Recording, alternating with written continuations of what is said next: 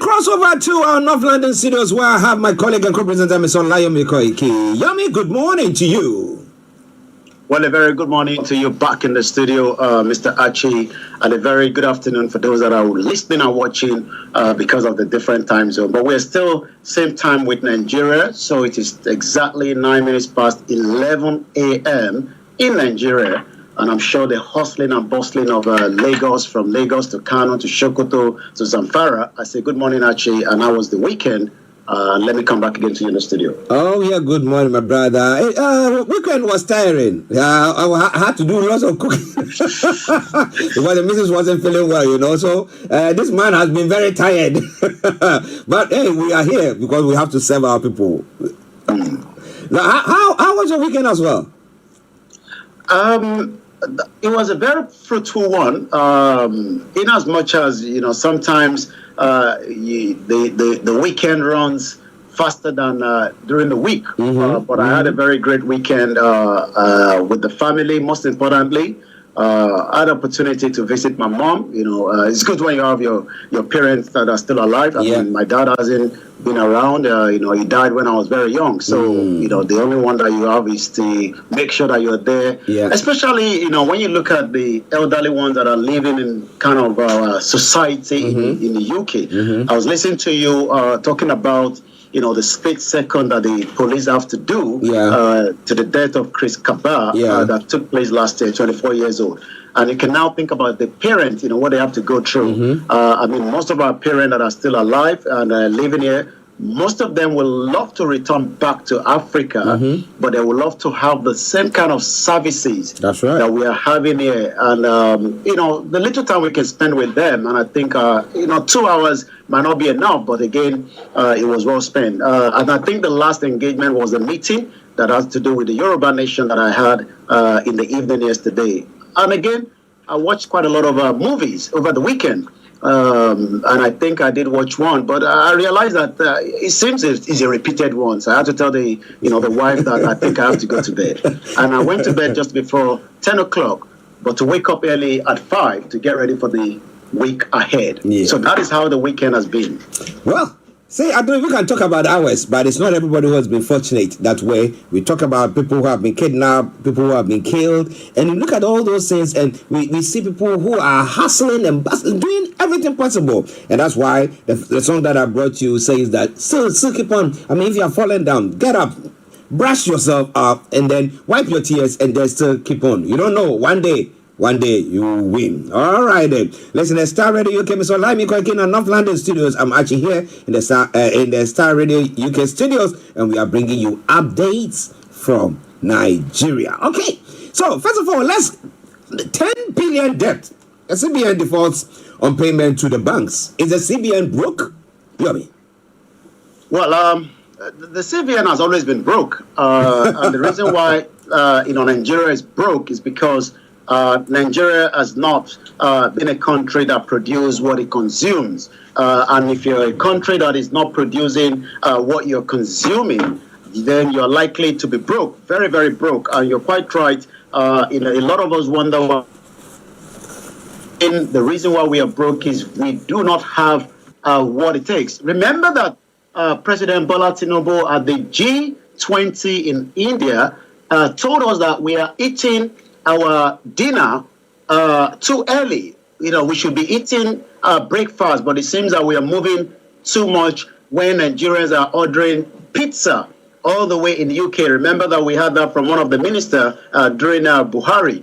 You're quite right. The reason why the president had a stopover at the United Arab Emirates on his way back from India was because he had to give assurance to the Emirates about the recoup of the money from the airlines being tickets sold in Nigeria. But again, a very, very, report coming now that the $10 billion debt, the Central Bank of Nigeria default on payment to banks, because why? I have the specimens, not the specimen because these are the original, money, but the only thing is that I don't know when I'm going to be able to spend it because this is the 1,000 naira for the benefit of our listeners, we have the 500 naira. And this is an original dollar, I mean, when you go to the African party, you get spray money, so I keep mine all the time. So what we are looking at this morning is 1,000 naira to the dollar, and that is bringing a lot of pressures. It has been 2 weeks that the Central Bank of Nigeria promised to clear $10 billion of the foreign exchange debt that are owed to the bank. The Apex Bank has yet to do so according to the findings. This is coming when the naira is now being sold at 1,000 naira at the black market. You're not likely to get any dollar in any of the banks. Even if you are banking with them, you'll be told to go to the black market. The question now is, even though the new administration of President Bola Tinubu allowed what we call the investors and the exporter forex window, you can get that dollar at about 747. But the question is, do we have enough dollar to go in circulation? We've now got a new CBN governor. He has a lot to do, but remember that Emefiele, that was there for almost 8 years, is still being questioned for the way he handled the CBN, and those questions are being asked by many Nigerians. Where are we heading to when the dollar is now going to 1,000 naira? We have 3 months before Christmas. We do know that every Christmas, when you send money home, you get a little bit more extra. I had the privilege to be seen on my way out the Western Union, and I was looking at all the the buying and the selling. Western Bank, where Western Union doesn't work in Nigeria anymore. But the question this morning that Nigerians are asking is, what is the changes that would happen to bring down the dollar into the naira, at least so that it doesn't become a burden? It's going to cost food, cost services, everything is going to shoot up. I'm going to come back again to you in the studio, Starr Radio UK, the finest African and Caribbean radio station in London. Interesting. Now, you did talk about Emefiele's situation where he's being investigated for how he managed the central bank. So let's take it that it is his actions and inactions that have caused it. That's been part of what they are saying. So you ask yourself the question, first of all, what was the sense in reprinting the new Naira notes when you know that you don't have the means to do so?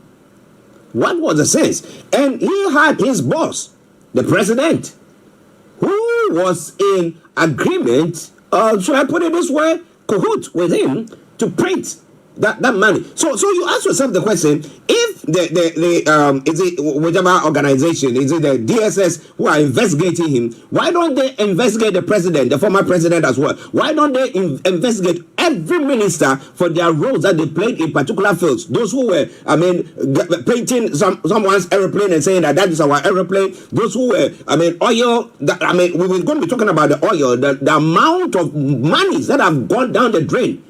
Why are they not going all out to investigate all those things and bring those monies in? Yomi. Remember that we are still running the same APC government. Mm-hmm. The only changes there is we have a new sheriff in town. Mm-hmm. If the PDP have taken control of the power, which they are still trying, but we have to wait for the judgment from the Supreme Court if that is going to happen. When it has to happen, we'll have to wait. Maybe we could have been able to say that the new administration will be able to probe the previous administration. The current president, Bola Tinubu, wants to fight corruption, but the corruption has to start from what actually took place for the last 8 years at the previous government. And if you're going to be really serious on fighting corruption, you're not just going to be going after Emefiele, because Emefiele was going in what the president, as at the time, wanted him to do. Yeah. I don't think Emefiele was doing anything that would have to be done without the authorization from the previous administration. So if you're going after Emefiele, then you might as well go after the previous administration. And that also would have to go into from the military to different sectors. But again, should this administration do that, and should they come back and if there's a new other administration, we don't know what is going to happen in 2027, which is going to be the next election in the federal area. Should APC come back, are they going to probe the previous administration? It seems that, as Fela Anikula Kokute, may so rest in peace, say, it is party government. I do not see this current administration probing much of the previous administration. Well, interesting. Whether they're going to cut their nose to spite their faces, I doubt that, because, like Yomi said, it's the same the same government, the same party that is in power. Therefore, they don't want to do anything to actually ruin themselves and say that we didn't do well in the past. So, what are we going to see? So, if Tinubu is saying he's going to be fighting corruption like no man's business, where is he starting from? Is it from his tenure or the past ones? Then they should let MFLA go away scot-free. But, well, listeners, it is all coming away from Starr Radio UK, your favorite African and Caribbean radio station in London. Updates from Nigeria at 90 minutes past 11.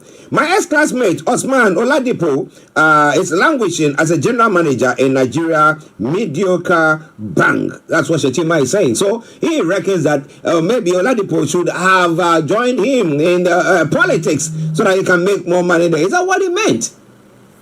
Well, the vice president spoke, sometime last week. We'll see if we can get the audio, later on in the course of the program. And you're quite right. We all have different classmates, and sometimes some of them have gone into different sectors. But it seems that, during engagement with this former classmate, the vice president says that Usman Oladipo is now languishing. I don't know the reason why he has actually used that phrase, languishing, because, when you look at, the English dictionary of languishing, it's failing to make progress. Mm-hmm. Is he really saying that, Nigerians are failing, just like his classmate is failing? But those of us in politics, we know our way around. And, even though we might not be the best, but we are still want to serve Nigerians, and we have to serve it in due diligence. The Vice President, Kashima Shettima, says the current lawmakers should count themselves among the luckiest and underserving crop of Nigerians, given the fact that his former classmate, Usman Oladipo, who got awarded the best graduating student in 1991. That was when I was getting into the secondary school. Had a master's degree program, but is now languishing in a mediocre financial institution. And you can tell that the financial institution is in a real big mess. So we hope that somebody like Usman that should have transformed things, well, people might say Emefiele is very brilliant, but we saw the mess Emefiele and Buhari did. And we should also remind ourselves that each time we talk about the former president, Muhammadu Buhari, remember that we had Professor Yemi Osinbajo. We were told that he was one of the best as well during his time. Maybe it was just a mediocre that couldn't bring the rule of law and allow someone like Nnamdi Kanu to be kidnapped, rendition back to Nigeria. Well, listeners, the question is, can we actually hold our politicians, those whom we have elected to power, accountable, or they become gods to themselves and then lord it over us? Is that what is happening? But listeners, I'm not very sure about that. So should we all go into politics? And what have they doing? What have they been doing there? Interestingly, Yomi, we talk about where declaration of assets before people take those offices. How robust is the system in Nigeria to check those things? Well, it's not robust. I don't think any of them are ready to do that. The question is, even those that have done it, what has been the outcome from those, investigating them as well? But one thing we've got to remind ourselves is that when it comes to declaring your assets as politicians, most of them already from the beginning, we don't even know. They're very, very shady. I mean, we're still finding it difficult to get the result of the president itself. He's doing everything, to stop Atiku. But we will find out again this week whether the president result from the Chicago University. So if we're talking about just the result cannot be declared, you can imagine the kind of assets that they are also not declaring, because most of those assets are running under what we call proxies.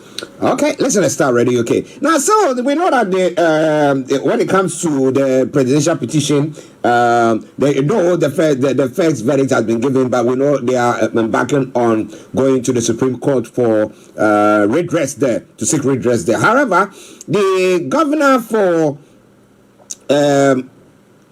APC Governor Allah has said that nobody can claim power in court through back door.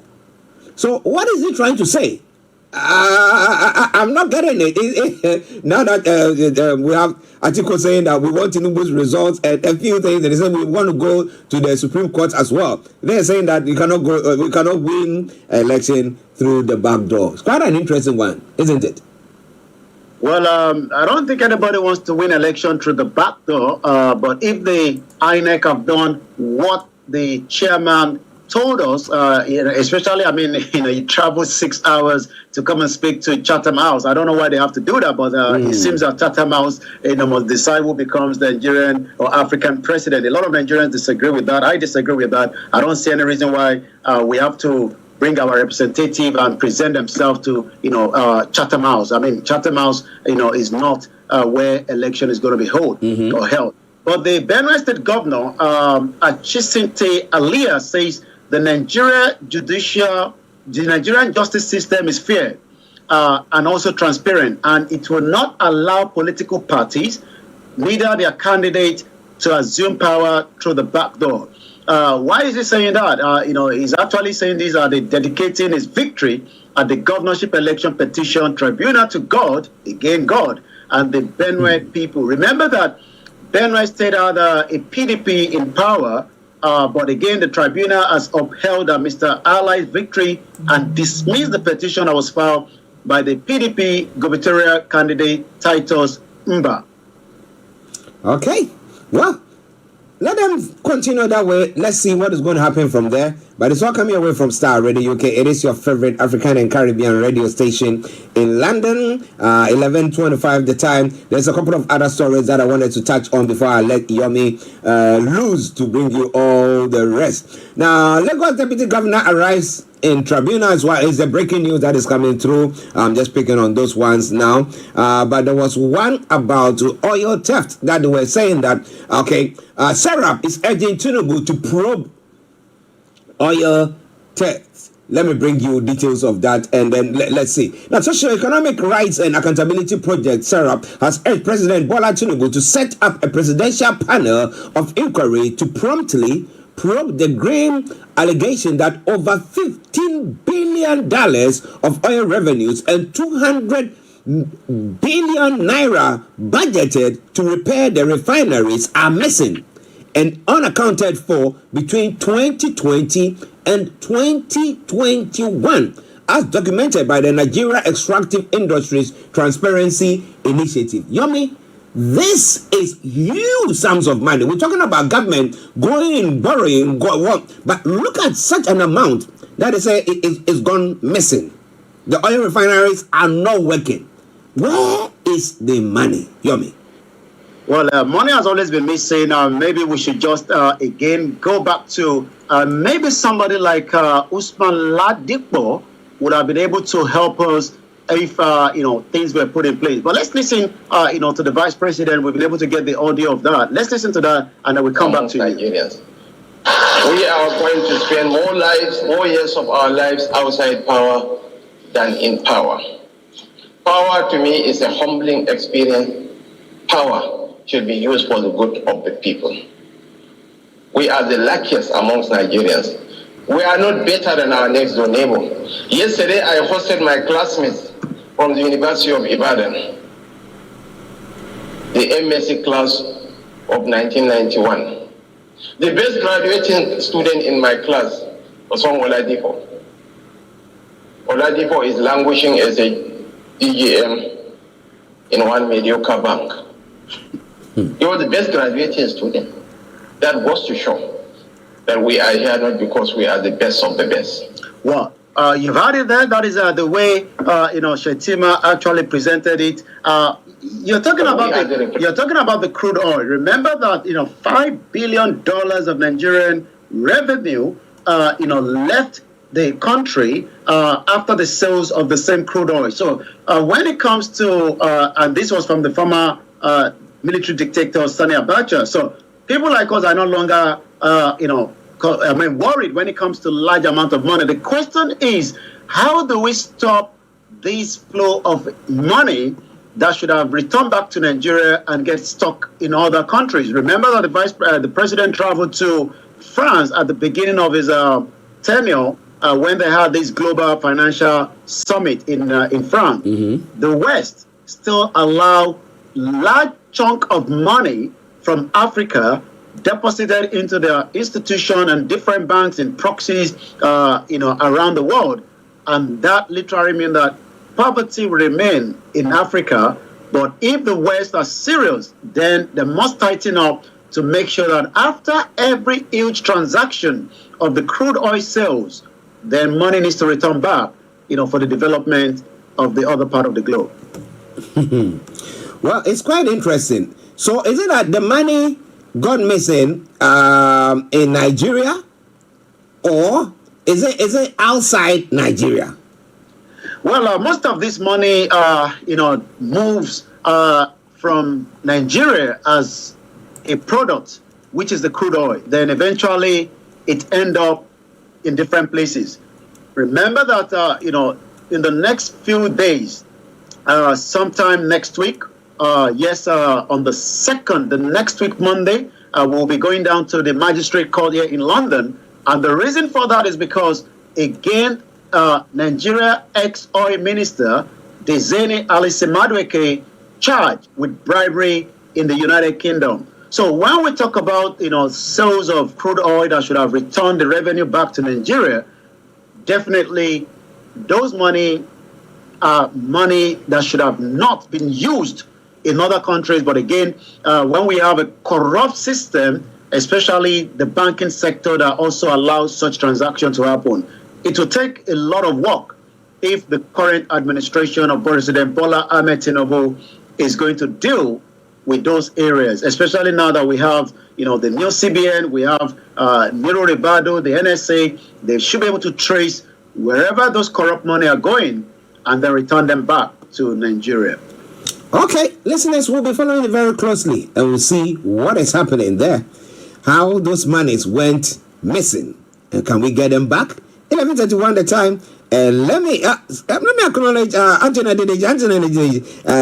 Lots of hearts to you as well. Thumbs up, and we love you so much. We thank God Nigeria has not happened to you, but Nigeria has happened to a group of people. Unknown gunmen kidnap a commissioner for information, and then there is gunmen also killing 14 and kidnapping 60 in the northern Nigeria. Balago Shogun Olamide, thumbs up to you, and thank you very much. Yomi, what's happening?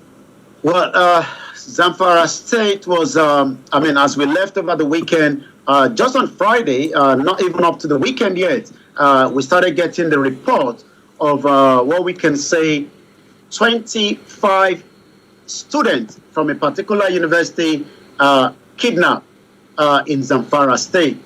The question is, the new administration is promising to tackle and look into there's a report as I speak to you right now. There's a fire outbreak at the Supreme Court in Abuja. That is, what is currently coming up as I speak to you right now. We see if we can get the image in just about a few minutes. It was a very terrible situation when the news came into the limelight that, again, just as we remember, they bring back our girls. So that is kind of another, reflection, especially when you believe that, more security should have been done to protect, different universities and institutions across the country. But that doesn't seem to be the current situation. But what I can confirm to you, 25 young students from the particular university have been kidnapped, and as I speak to you right now, the president have now directed, for the search and rescue. The news has already gone around the world as usual. Terrorists kidnapped, 60 were killed as well. Maiduguri on the 24th, terrorists in Nigeria killed And on Sunday, there were also some adoption as well, 60 in the 2 communities in Zamfara State, and the local traditional leader as well. And as I speak to you again this morning, there's another report that is just coming out as we have it to say that an unidentified gunman have kidnapped a commissioner in Benue State. Matthew Abo, the Benue State Commissioner for Information and Culture and Tourism, has been kidnapped by the unknown gunman.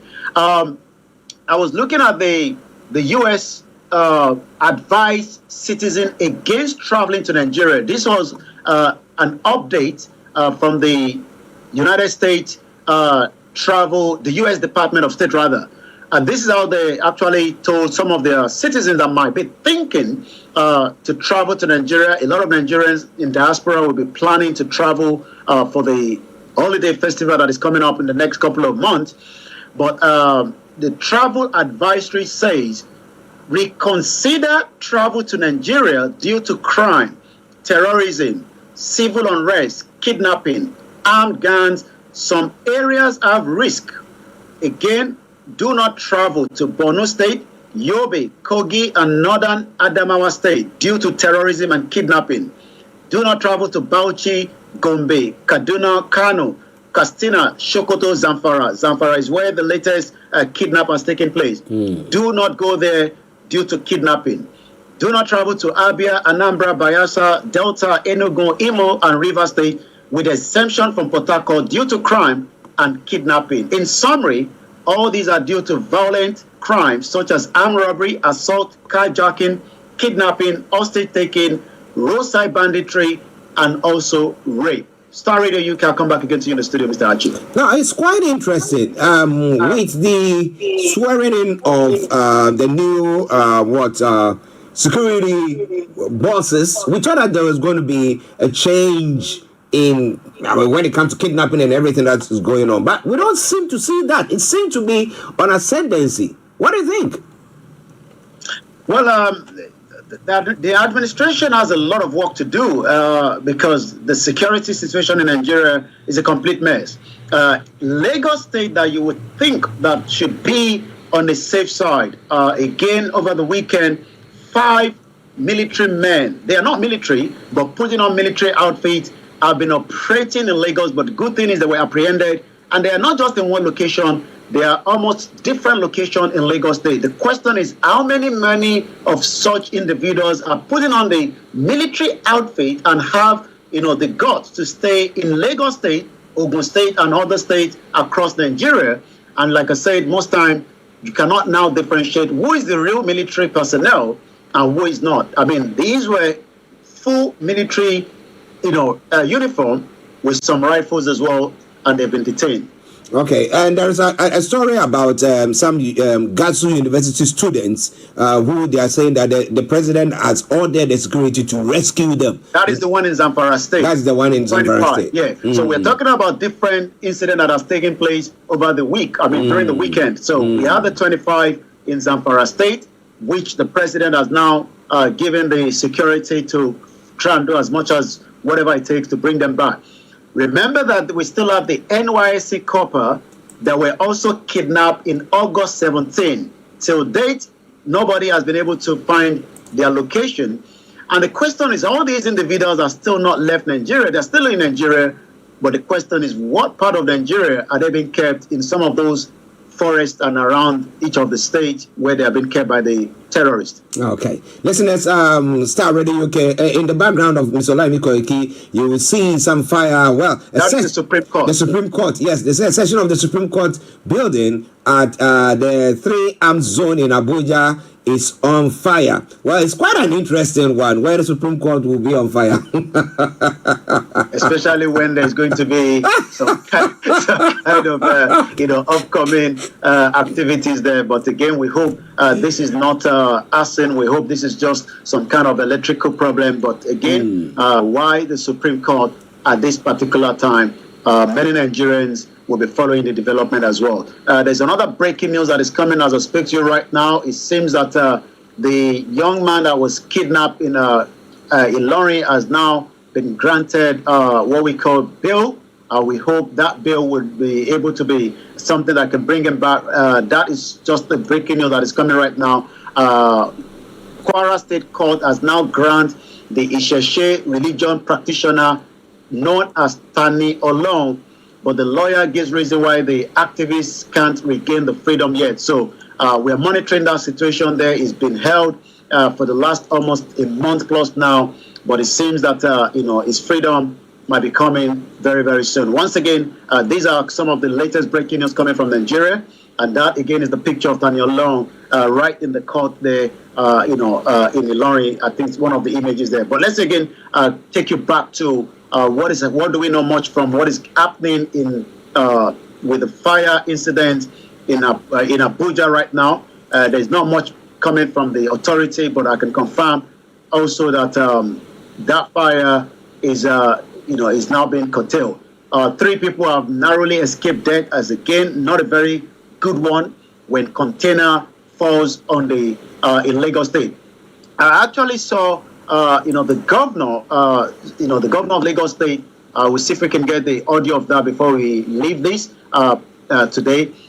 Somewhere, very, very bitter about, I think we have that now. Let's see if we can get that to us as quickly as possible. Once again, this is Starr Radio UK. Quite a lot happening in Nigeria, but be rest assured that, you can get all those news and updates right from this platform as we continue to give it to you as it's happening, not just in Nigeria. Yes, I picked up, the news that you talked about, Mr. Archie, in Benin Republic, a very sad one. About 35 people, including a child, have died. Again, I've been to Benin Republic. Most of the time, you cannot see a petrol station. So literally, everyone is selling, their petrol right on the road in bottles. And we wonder why that should still be happening today. I have the image from the Governor Babajide Sanwo-Olu, and I believe we should have, the soundtrack of that in just about a few minutes. Once again, we continue to give you some of the other news while we're preparing that. Let's go back again to see some of the other headlines as we have it. Nigerian players abroad, rain of goals. That is also coming this morning from the headline. The Italy-born left back Udogie continued to keep his shirt in the starting lineup at an angle at the post-Congo team as Tottenham play to Arsenal in a draw yesterday for those that love football. I don't know whether you follow the football. I was looking at the Premier League. It seems that I'm really, really back not knowing what is happening. Luton is now part of the Premier League. Yeah. They've joined in. Promoted. They've been promoted to join. I didn't know that. It seems that I'm not really up to date with what is happening. I was looking at the paper this morning. I saw Luton. I saw some very, very small clubs. And you wonder that it seems that football has really turned around. And when I was looking at that, I said to myself, wow, Bournemouth as well, Wolverhampton and Burnley. And it seems that Chelsea is not doing very well for the Chelsea fans this morning. But it seems that let's take one or two more from the news, and then we go straight to the social media while we're preparing for the soundtrack from Babajide Sanwo-Olu as soon as we have it. And I think that is coming up in just about a few minutes. Once again, it is still the finest African and Caribbean radio station in London. The business news, how to effectively cut electricity. Electricity is one of the biggest problems in Nigeria. How do you cut electricity? Is the optimized electricity bill management includes strategic energy usage, adopting efficiency appliance, unplugging, ideal device, insulating. All this is easier said than done, but it seems I'm not too sure. And this is Babajide Sanwo-Olu. This whole loop is zero. Zero container, nothing here again. This whole loop is zero. Okay, that's what I'm telling myself to tell you. In 1 day, 2 days, everything is destroyed. Okay? 1 day, 2 days, by Monday, nothing else. Tell all this stuff. They're losing it. They're losing it. Okay? I don't want anything around this loop again. It's a total lawlessness. Okay? Well, it's a total lawlessness, and that again has created what we can say an accident with a container that is falling over in Lagos State. So we hope the Lagos State governor will really get the grasp on that. Let's go back one more to the latest kidnapped in Benue State. Before you go on that, with Sonolu's statement that is making there. Yes. Now, where is that particular place where these containers? You can see the container behind you. Is it on the major road? Is it in the port? Where is it? Well, it's not in the port. It's somewhere along the line, I believe, in Oshodi, in Lagos State, and you can tell that what you're seeing there from the video behind you. Containers that have traveled from different part of the world. It could be from UK. And what people do is they offload it and they're doing their trades there. I think what the government might have to do is to allow where they can easily put those containers and then get it sold. But again, the lawlessness that has taken place, and the governor had to travel there himself, and that is the reason why you saw. Let's listen to it one more time again. Container, nothing here again. This whole loop is zero.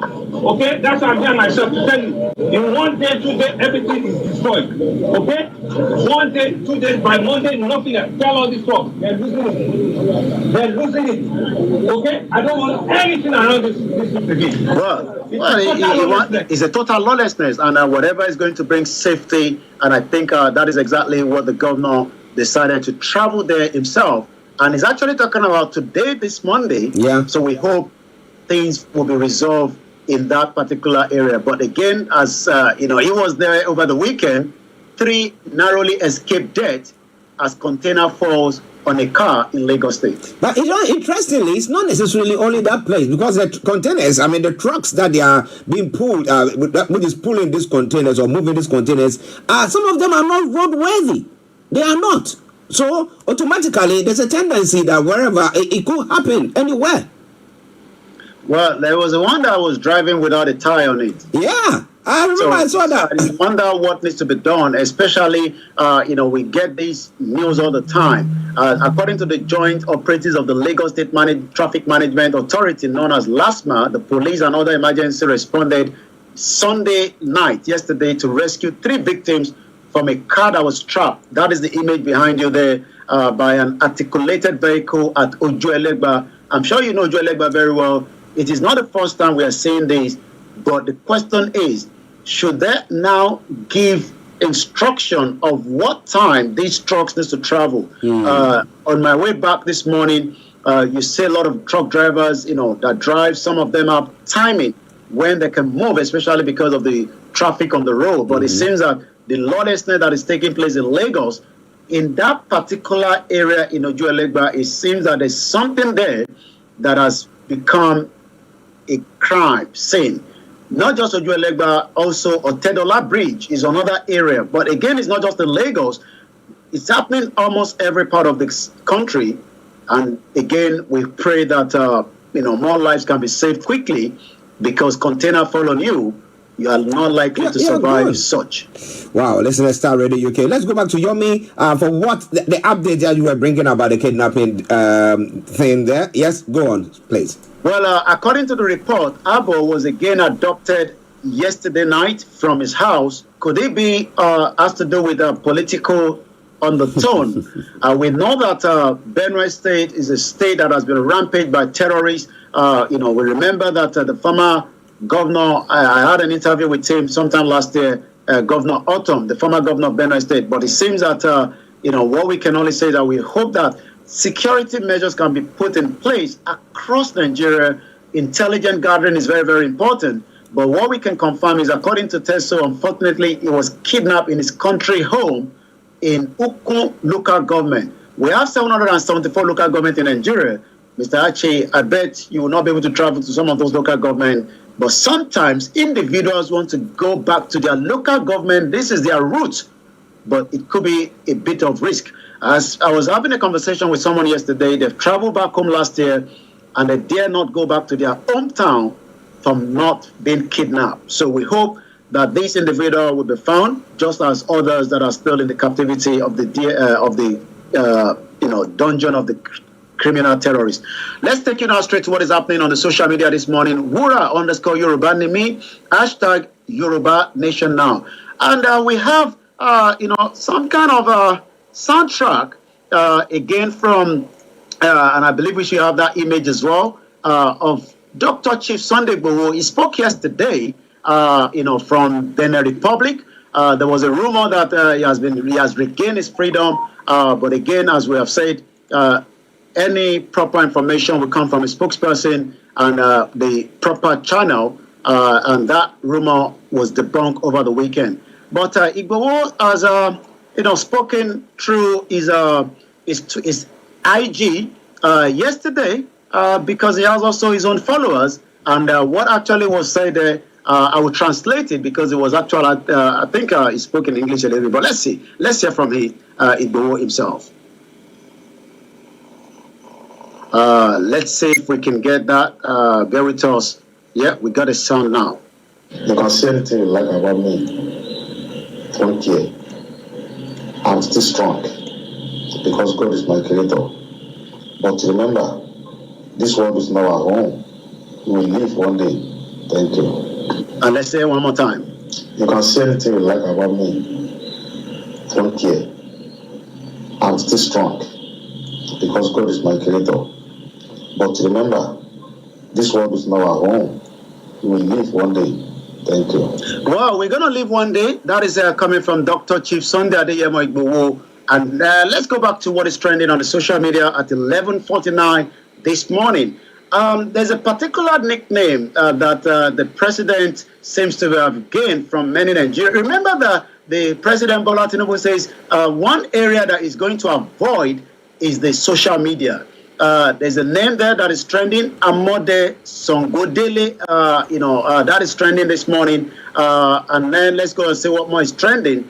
Again, the death of Mohbad is still generating a lot of conversation. There was also some candlelight for him. We pray for his souls and just as many people that have died in Nigeria. 64,000 Supreme Court. Well, the same Supreme Court, the news coming out from Abuja is currently on fire. We hope not much document has got to do with the current, political things I've got burnt there. That is the images behind you there. And also, Mazi Nnamdi Kanu is trending at about 15,000 this morning. And the most important thing is, like I said, Nigerians are coming out mostly on the social media to get their voice heard. As again, Monday morning in the southeast is another seat at home, according to the government in exile of the Biafra. I'll come back again now to you in the studio. It is Starr Radio UK, the finest African and Caribbean radio station in London. Another sad news that is coming now, hospitals in Nigeria have now become organ trafficking centers. Wow.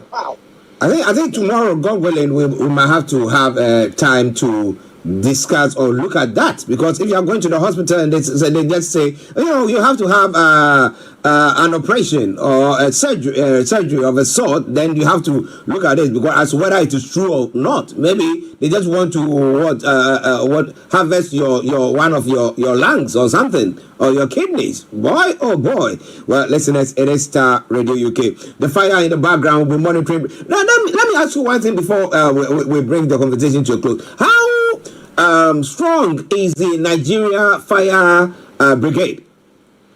I think that they're giving a bit of much. They're trying. Let me put it that way. Especially in Lagos State and Abuja and Rivers State. And you've got to remember those three states have a lot of resources as well, and training has been done. There was a fire in Lagos State. They will respond as quickly as possible, just like in Abuja. But I remember that some years back, the fire truck were always a big problem in Nigeria. We hope more investment can go into it as well. Okay, we'll be following it very, very closely. And like Yomi said, we hope that it's not where all the evidence for the presidential petition hearing is burnt. And they say, well, your documents are all bent, Maybe I bet you don't have copies to bring again. Well, let's Starr Radio UK. Yomi, before you go. Well, it's the first day of the week again, as the last week of September. Make sure you remember to follow us on our social media handle on the Starr Radio UK network. And I'll be back again same time tomorrow at exactly 11 o'clock. But for now, Archie will take you through the rest of the program. Thank you so much for watching and listening to us. And those that are following us on the sister broadcast as well, I say a very good morning to you. Bye for now, Mr. Archie. Bye-bye. Well, listeners, we want to say thank you. Those of you on the YouTube, those of you on the Facebook, on all the platforms listening to us, we salute each and every one of you. But now, let me bring you some lovely tune. But let me Nigeria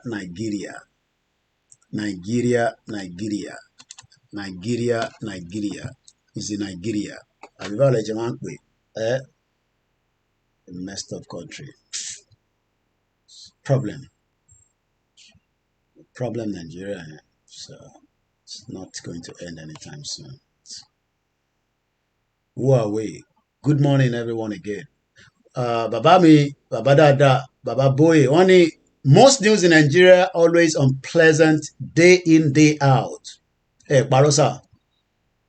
Day in, day out. Yorubas, let us have our Yoruba nation in peace. Mo kí n tẹ́ wà lórí TikTok.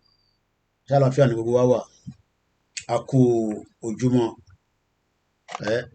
A kú ojúmọ́ lẹ́ẹ̀kan sí. Owó Nigeria yìí. And shout out to those of you on our Twitter space. We're live as well. At least, we have quite a lot of listeners this morning. You know, my followers on the Twitter space, especially the Biafra. Probably have one Yoruba person will be there, but most of them are Biafrans. You know, they know where the truth is, so they go where the truth is. And I will say thank you so much. Woto. Oh, hey Biafra. Oh, hey Biafra. So, my people, how we doing?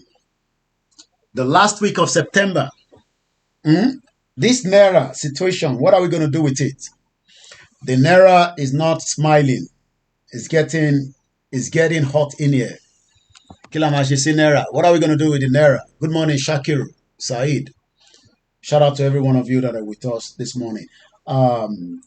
There's so much, you know, coming out from Nigeria on a daily basis. You know, it's just a very sad situation. I think we should listen to Oloye one more time. You know, let's listen to him one more time. Let's listen to him. You can say anything you like about me. Okay. Okay. I'm still strong. I love that word. You can say anything you like about me. TJ Baba, about America. Good morning to you. You guys are 5 or 6 hours behind us. So that means it's just coming up to 1, 2, 3. America. Time to get any 1, 2, 3, 4, 5. So I believe it's 7 o'clock. TJ Baba, if I'm right, 7 o'clock. Yankee. Good morning to those of you in America. A very beautiful place. I haven't been there before. I pray to go there and visit. Miami, Aziz, Moki, Sister Donya, and the rest of you as well in America. Yes, 7 o'clock in New York. Yes. 4 a.m. in California. California, baby. California, baby. California is another place that, you know. Thank you so much, TJ. I'm sure you guys are getting ready. People are working around the clock, you know.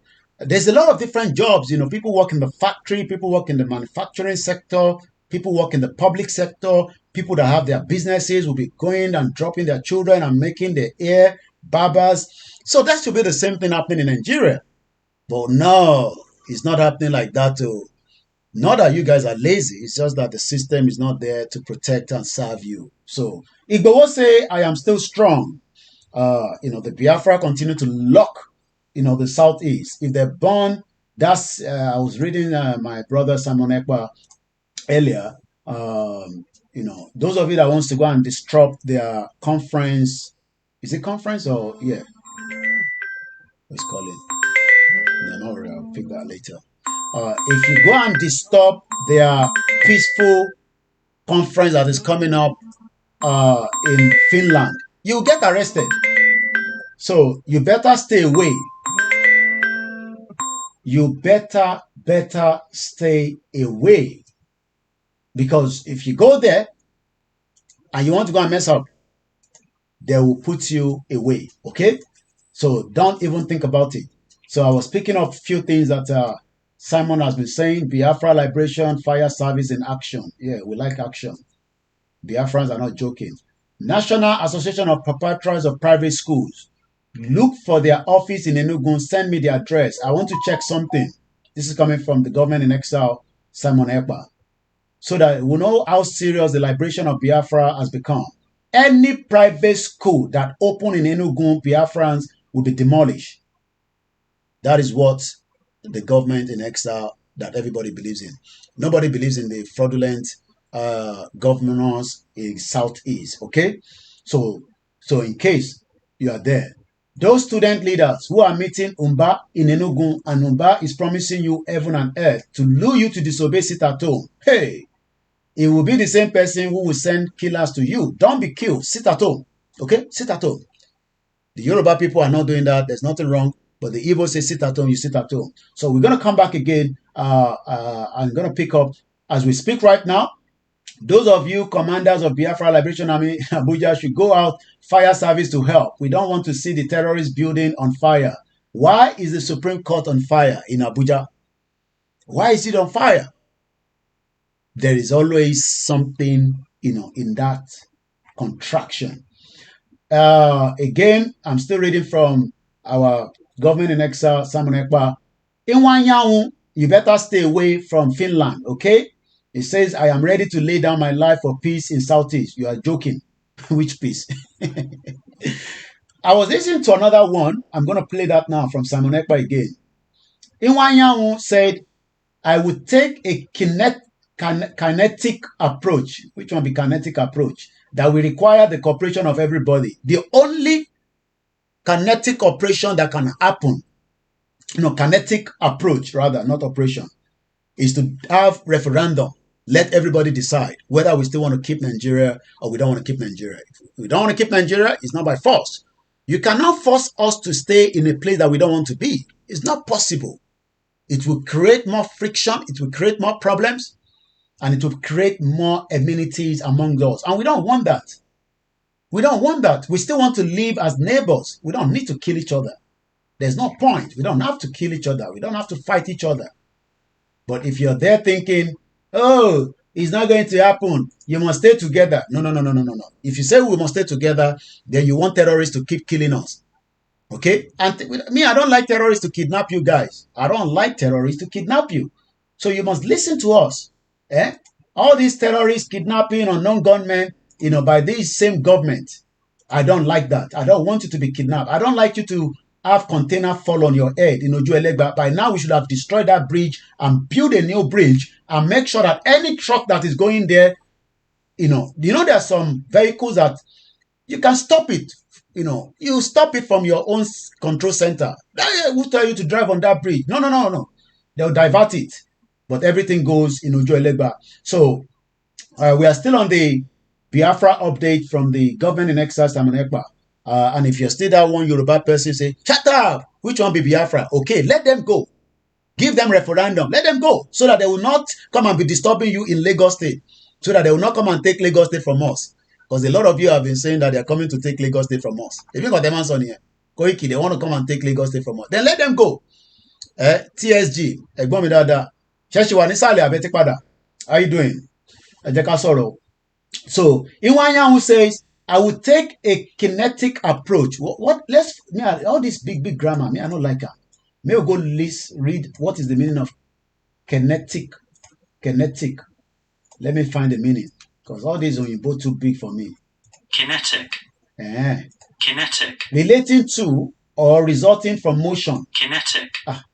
Inwanyahu says going to do kinetic of or relating to the motion of material bodies and the forces and energy associated. So Inwanyahu kinetic says, and I quote, I will take a kinetic approach that will require the cooperation of everybody. I will talk peace. I am ready to even lay down my life to see there's peace in Igbo land. Inwanyahu, they try you. Inwanyahu. Afternoon, sir. Landlord. Ṣàlàáfíà ni. Mo pe landlord dáadáa lẹ́yìn o. Ten disturb àwọn èèyàn. How much is it to rent a house in Nigeria now? In Lagos State. So he says, I would lay down my life. I will go to Finland and everywhere, weary, to see that there is peace in Igbo land. I will go and cry to them. You will go and cry to Simon Ekpa. Bomb bastard. Go and cry to the senator and the House of Rep and tell them that the Biafra want referendum. Nnamdi Kanu that they kidnapped. Osibajo was involved. Buhari was involved. All those politicians in Southeast are involved. All the Yoruba politicians are involved. They kidnapped Nnamdi Kanu. And that is why Igboho say, let me go back to the video of Igboho. Igboho say, I am still what? Kile so baba, mo gbo, oya. Still strong. Mo gbo dada, ẹni sùúrù, ó ti fast ju, oya. Okay. I'm still strong. So if you are thinking that Igboho is not strong, Igboho say, I am still strong. You know, it was a privilege, and it's always a privilege. Apart from his wife and his children, is somebody that I will call, he will pick my call anytime. And if I decide I want to connect anybody with him that I feel that is well to be connected, I will. It's a privilege. I don't abuse that privilege. I spoke to him yesterday. I called him because somebody wanted to say hello to him. Hey, Bami, coordinator, kilo chele. Money everything's okay. Money here. Oh yeah, phone. You know, we love him to beat. So to our Biafra brothers, I see a lot of your message sometimes. I know they are not the ones that have, blockhead. Because there are some of you that have blockhead. Hey, where is Igboho? Why is he doing in Benin Republic? Is he still in Yoruba Nation? I block you. I block a lot of you that are asking such stupid questions. If any Biafra asks me, where is Igboho? Is he still doing Yoruba Nation? You block. We block you straight away. We don't need that kind of energy. We are all in this together. Some of you have never even spoken to Nnamdi Kanu. You just hear what he speaks. Igboho had the privilege to speak to your leader. So who are you to come and be telling us, where is Igboho? Igboho has been bribed by Tinubu, bomb bastard. Not the true Biafrans will say that. A true Biafra will never say that Igboho has backed down. But there are some idiots among them. Where is Igboho? Where is Igboho? Is Igboho not doing any Yoruba Nation anymore? You think that our own method will be your own method? No, we are all running the same thing but differently. So it took a while before Nnamdi Kanu brought your mind to understand that sit at home is a way that you don't get killed. So, and we have just started. So you cannot even compare how long you guys have been running. And you guys have not even gone anyway. So we're all still in Nigeria. But what we are doing is we're trying to dissolve Nigeria. So don't come and tell us that, where's Igboho? Where's Igboho? Where's Igboho? Where's Igboho? So, Ejeka can see, this is Oloye sent this voice note, or video anyway, on his IG, and this is what he said. You can see everything you like about me. Don't care. I'm still strong. Because God is my creator. But remember, this world is not our home. It's not our home. We live one day. We could go one day. I think I want to hear it in a big meta audio. Oh, yeah. You can say anything you like about me. Don't care. He doesn't care. I'm still strong. He's still very strong. Because God is my creator. He's his creator. But remember, this world is not our home. It's not our home. We live one day. Thank you. This is the kind of message that Igboho will always put out once in a while when we say Igboho. So let's come back to Iwanyanwu. He says, I am ready to lay down my life for peace in Southeast. My question to everyone this afternoon, because it's now 5 minutes, I should switch off my light because me too, they pay light for it's not free. And when we say donate money to us, nobody wants to donate money. So I got to turn off my electricity. I have to save money as well. At least actually remember, why do I need the light? If you want me to put on the light, you send me 20 pounds, I'll go and do top up so that I can have better electricity. So at least it's still not dark. Now, Iwanya will say he won't lay his life for peace. My question to him is, what is he going to do to bring peace? What is Iwanya, the president of Hrh?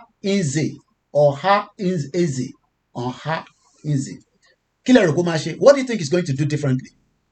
We want peace in Nigeria. I want peace in Nigeria. Who doesn't want peace? How many people want peace? Say yes. If you want peace and you are listening to me on Twitter space, you can send some kind of message that say, signal. Do we want peace? Who doesn't want peace? Everybody wants peace. People are not following us this morning. Do we want peace? I'm asking. Do we want peace? Do we want peace in Nigeria? We want peace. But how are we going to gain that peace is the question. Because if Iwanyan say is going to bring peace to Southeast, let us ask him how. What is he going to do differently? The question is, do you listening to me, do you want peace in Nigeria? Yes or no? How do we gain this peace? Only solution is disintegration. That's the only solution. Anything less than that, there can never be peace. Afternoon, Mr. Silver Badmos. I'm asking again, do you want peace in Nigeria? Yes or no? With a question mark. I'm starting another YouTube channel. That's what I'm putting as my headline. How do we gain this peace? How do we gain this peace? The only solution is disintegration. Shout out to Professor Adebanji Akintoye. Shout out to all the leaders of the Biafran government in exile that are working around the clock to make sure that they can do everything humanly possible. Humanly possible. So that there will be less casualty. There will be less reason for the country that they want to exit to have damage on the lives of the Biafrans. And the same thing. So Tokyo say, I want peace in Yoruba land. Nigeria is not a country. Okay. Silver Badman say, yes, we want peace. Okoya Folayan, good morning. Prince Adekola, good morning. So I'm asking again, do we want peace? MixLR, are you there? Good morning. We're live on the MixLR as well. So do we want peace in Nigeria? Do we want peace? Everybody wants peace. But the only way we can gain that peace is a total disintegration. How many people agree with me? I know some of you will say, Koiki, no, I don't think we want this. We want good leadership. Like Showore will say. I love Showore so much. I need to bring Showore to my program. But on Starr Radio, I need to bring Showore. Showore, who remember that Showore jingles when he was doing his campaign for election? I wanna Showore. Okay, the question is, we're live now on the Koiki Media, but they've actually not watched the first 1 hour. I told them to go and register and follow us on our platform. So again, I'm asking, Iwanyan, the president for Hrh says, and I quote, thank you so much, those of you that are following us on our TikTok. It's good to have new followers and also to have those that disagree and they will unfollow. He says he's going to bring peace. There's another man that I listened to, again on Simon Ekpa's page. Okay, Sanwo-Olu, point to finger, shut up. It's not going to work. Sanwo-Olu is just there. By the time he finishes, he wants to go and become a senator. Sanwo-Olu doesn't want Nigeria to break. So now, there's another guy, that one is Ted or something. That one also spoke yesterday. Let me give you what he said. That was on Simon. I am telling you that very soon you will not see one single military vehicle in any road. We like that. Very soon. It is iron to iron. Iron to iron. Fire to fire. Fire to fire. Oh, why did you stop now? Simon. Bomb to bomb. Yeah. Rocket to rocket. Yeah. Gun to gun. I am telling you that very soon you will not see one single military vehicle in any road in Biafra. Mark my words. Very soon. Very soon. It is iron to iron. Iron to iron. Fire to fire. Fire to fire. Bomb to bomb. Hey, yeah. Rocket to rocket. Hey, yeah. Gun to gun. Oh, yeah. Yeah. Oh, yeah, one more I time. am telling you that very soon, you will not see one single military vehicle in any road in Biafra. Mark my word. I love this energy. Very soon. It is iron to iron. Iron to iron. Fire to fire. Fire to fire. Bomb to bomb. Ew. Rocket to rocket. Oh, this one are Ukraine and Russia. He said, oh yeah, one more time, Simon. Very soon, you will not see one single military vehicle in any road in Biafra. Okay. Very soon. It is iron to iron. Fire to fire. Fire to fire. Bomb to bomb. Ew. Rocket to rocket. Ew. Gun to gun. That's what it is. Somebody also sent me something. Let's play that one. I don't know how true that is, but somebody sent something. I don't know why they are giving date. Anyway, maybe they are giving date to prepare everything. This was sent to me. I picked this up. Let's listen. See how my fellow Nigerians. The date have been announced. What date? November 20. What thing go happen? Remember, November 20. Kilo Mashele. You need to buy now. Buy your house. You know you need to withdraw now. Withdraw. What's going to happen? November 20. What thing go happen? That is when we are taking back our country. Which country? The 36 states. Everybody they come. Are you saying for Nigeria? You need a what? You need a what? What did you just say? Somebody sent this to me. I don't know what is going on. He said 20th. Maybe everybody go buy food for house. What's going on? These people, you are making us to become worried. Oh yeah, what do you say again? We come outside. We need a revolution. You need a what? All the president, governors, we need to fix our country. You need to do what? Take our country back. Which country you want to take back? Enough is enough. He said enough is enough. Cannot keep living like this. He said they cannot keep living like this. Animals. Like animals. So that means say Nnamdi Kanu was right to say Nigeria is a zoo, because this guy is confirming that as well. He said we are taking back our country.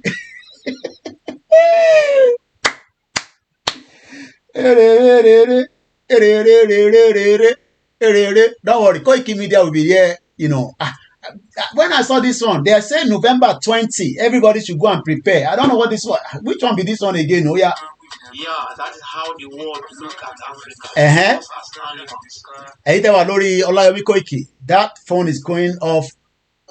Okay, I'll see if I can put it on a tripod and Oh yeah, kilo feshele gong. So we need to stop this by ourselves. You need to stop what? What do you want to stop? This guy, stop that nonsense. So he said they want to stop it. Kilo fesh stop. What are they going to stop? All these young boys. When we are talking, you know, you don't listen to us. Now you say you want to stop, you want to start something. Kilo fesh start. Oh, all these people, you know, what's going on? I'm enjoying this situation on the situation room in Nigeria. Somebody sent me the video. I'm moving in there so that Kelly read me that. I don't want anything to block you. So let me bring you like this. You know, this is my studio. You have to manage my studio. At least the little resources that we have is what we are using. So let me put it this way. So many artificial recharger. Yeah, kilo some here. Now we will stop by ourselves. You go stop what? What do you want to stop by yourself? November 20. What's going to happen November 20? Date have been announced. Which date? You don't announce date for revolution, idiot. Let's come back to the people who are serious. You know, the people who are serious don't announce date. This one is announcing date. Make her listen to my brother Simon again. I love that video I heard line on here. Let me hear that video. Okay, what happened here? Abuja Supreme Court is on fire.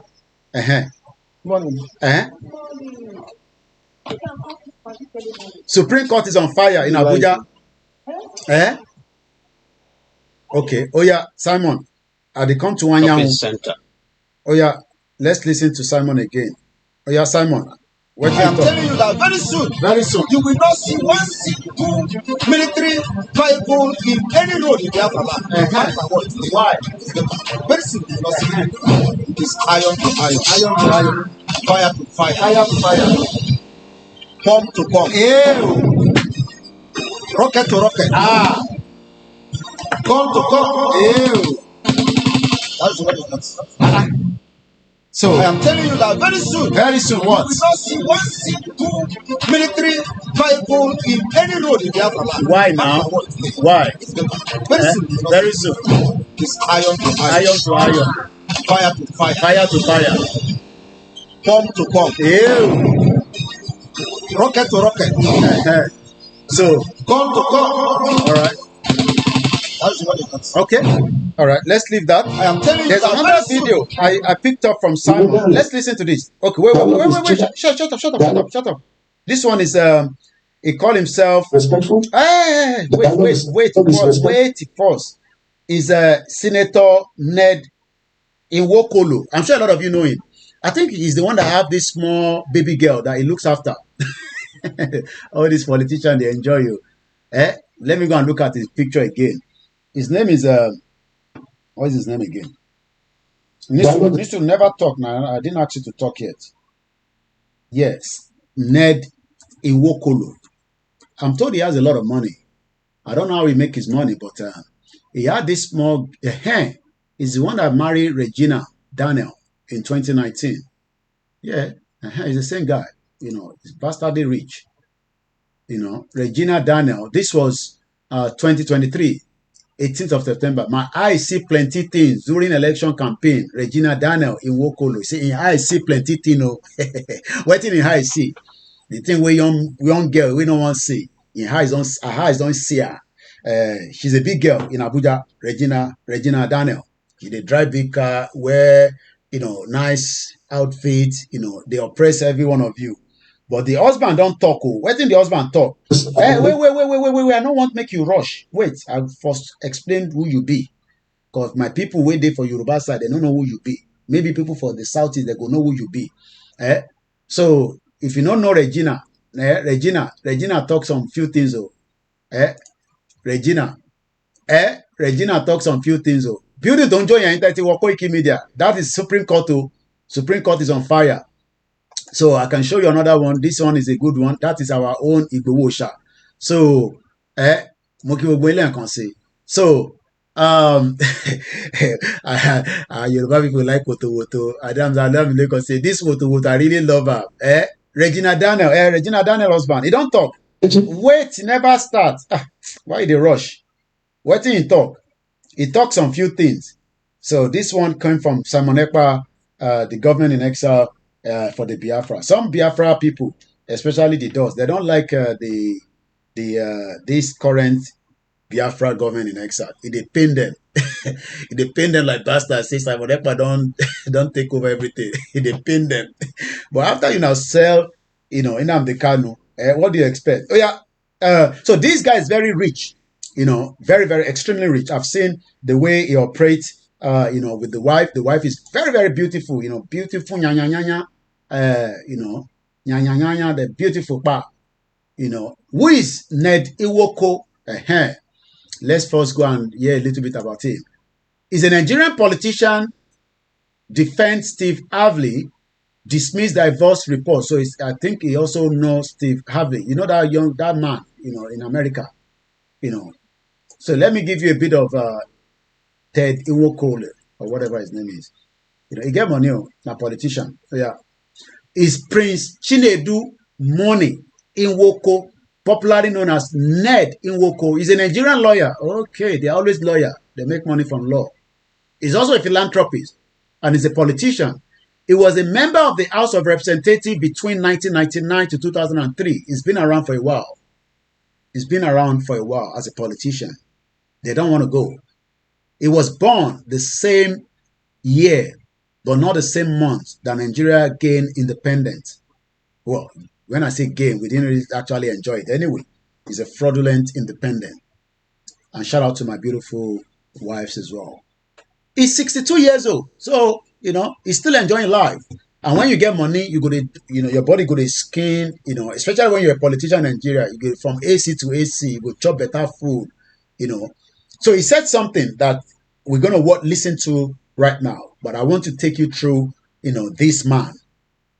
They represent a place where they call Ancho Osimili Federal Constituency in Delta State. He was born in December, just 4 days before Christmas. Not everybody believes in Christmas. The Chinese don't believe in any Christmas. The Chinese holiday is different from the rest of the world. So he has children. He had this young, Omolele, Regina, that beautiful girl, Omolele. I'm sure some of you have seen her. He has been in that place. He is well read. Oh, he went to King's College, same place like my cousins. All those KC boys, they do yanga, and King's. King College don't like to do anything with all these Agbiru secondary school waiting for, because when my cousins were there, they're always like, especially white, they're not doing very well. He also went to Kelly University, the Dixon Poon School of Law. He's a Nigerian, but it seems that he's now saying something that Mufeki Bugwakagbo Okoya Afolayan, I only want peace in Yoruba land. Nothing concern me with 419 country called Nigeria. Okay. How many people want peace in Nigeria? I don't want peace. I want problem. Who normally was that young man? Every one of them are skit that they make money on. Every small skit now go buy Mercedes Benz. Say me not little better skit buy. I don't know. Is it true that they're making that money from the skit? Because every time we go see my girlfriend, I saw another one on Instagram yesterday. My boyfriend dashed me Mercedes Benz with iPhone 15, brand new. Hey, Nigerians said, I'm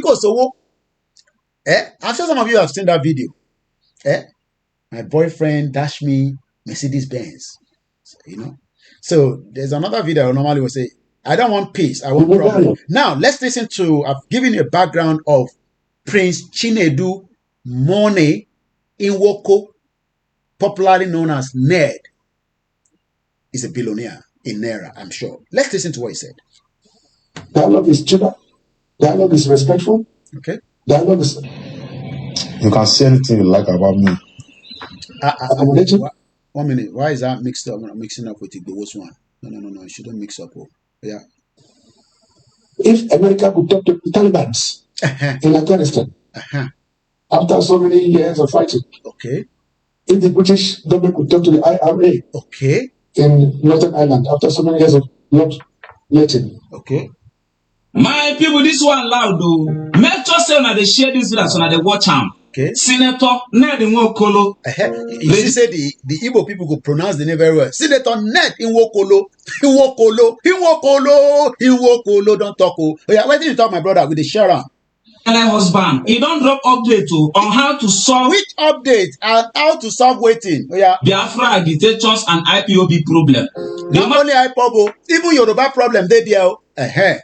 Make na they carry us along go. I know say we know they push, but make na don't leave us so. Make na don't leave us so. TJ Baba say 75% of money in Nigeria is a ritual money. But they buy Mercedes Benz so.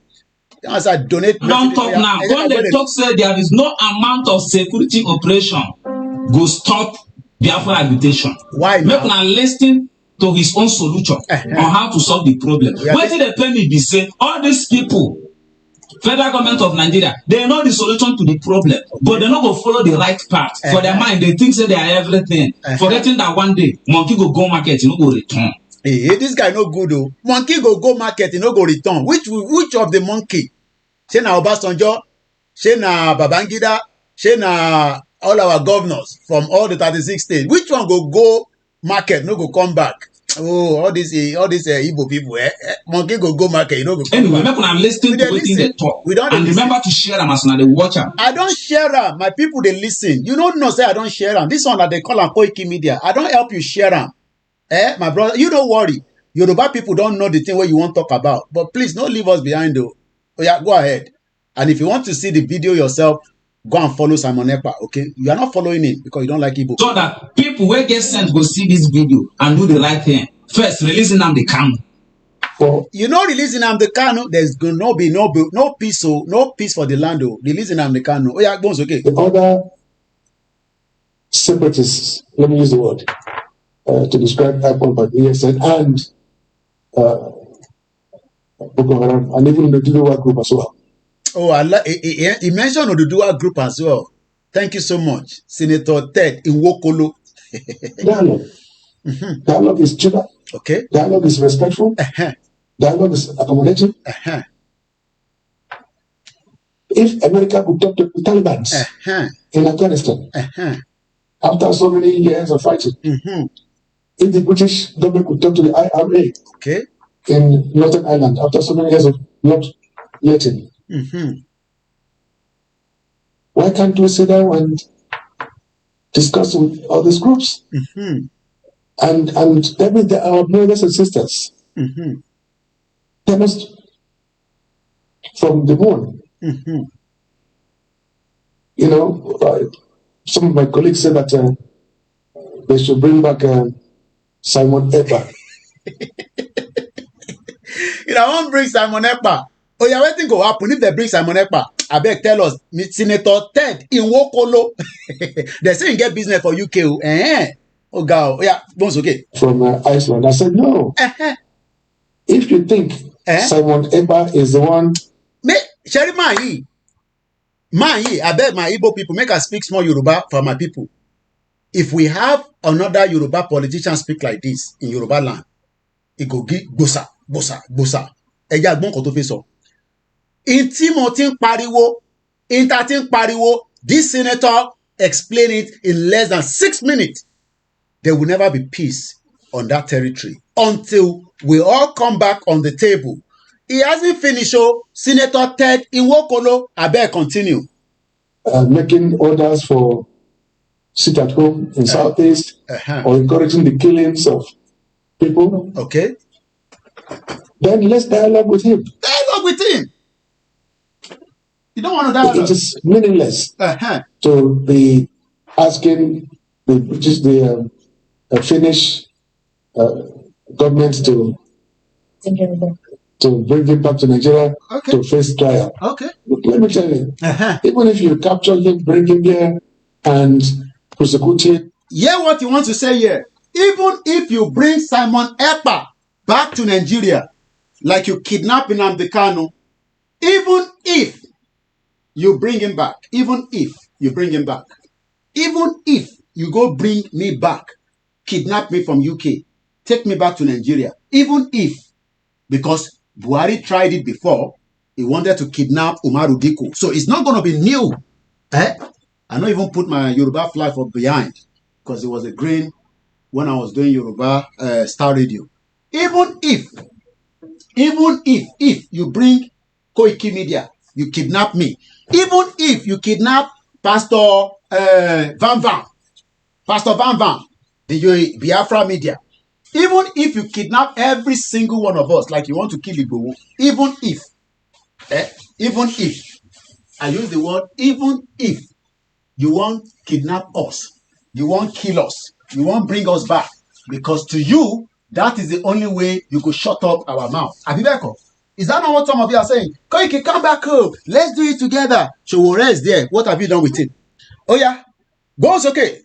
And put him in custody. Even if you put Nnamdi Kanu in custody, you can say I don't put on my military, really, my military outfit. Oh yeah, bones okay. 100,000 other Simon Ekpas. Only 100,000 Simon Ekpa will do what?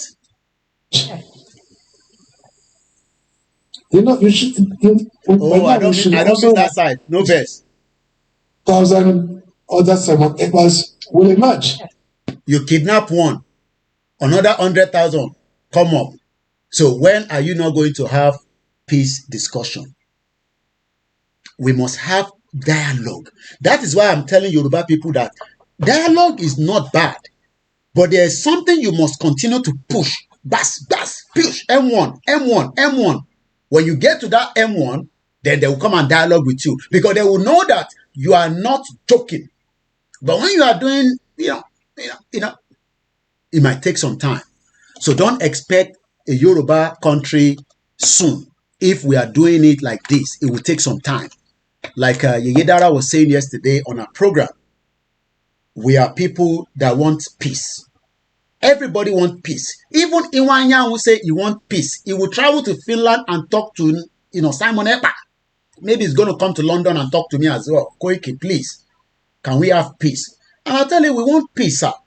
But the only way we can have peace is put in that constitution between 6 months, between 3 months, between 1 year, between 2 months, a referendum clause, and then we will prepare for referendum. Anything less than that, there will be no peace. So don't come and tell us peace. Let's go back to Senator Ted Nwokolo. You see the way that Igbo guy, Nwokolo. Oh yeah, bones okay. By now we should also have come to the conclusion or the recognition that you don't kill ideas. Hey, oh my God. Hey, you don't kill the ideas. You can slow it down. You can do whatever you want to do. Nobody has ever in this world killed an idea. You want to kill an idea that people have bought, people believe in, that people are. Nnamdi Kanu say, I would rather sacrifice myself for Biafra to go than to compromise. Igboho said that he would rather lose everything that he has. That is why Igboho yesterday told you, I am still strong. You want to kill an idea. You think because you go and kidnap Nnamdi Kanu and then everything will just go quiet. And the autopilot dragon came out.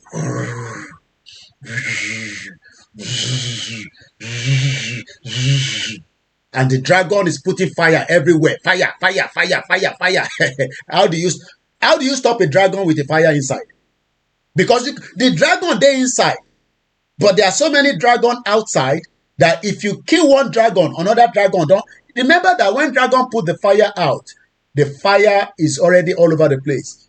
We are talking about the future. You are talking about the new economy. What is it? The economy that will bring peace back to Nigeria? They joke. Oh yeah, Bones okay. Barrels. I forgot. It can't.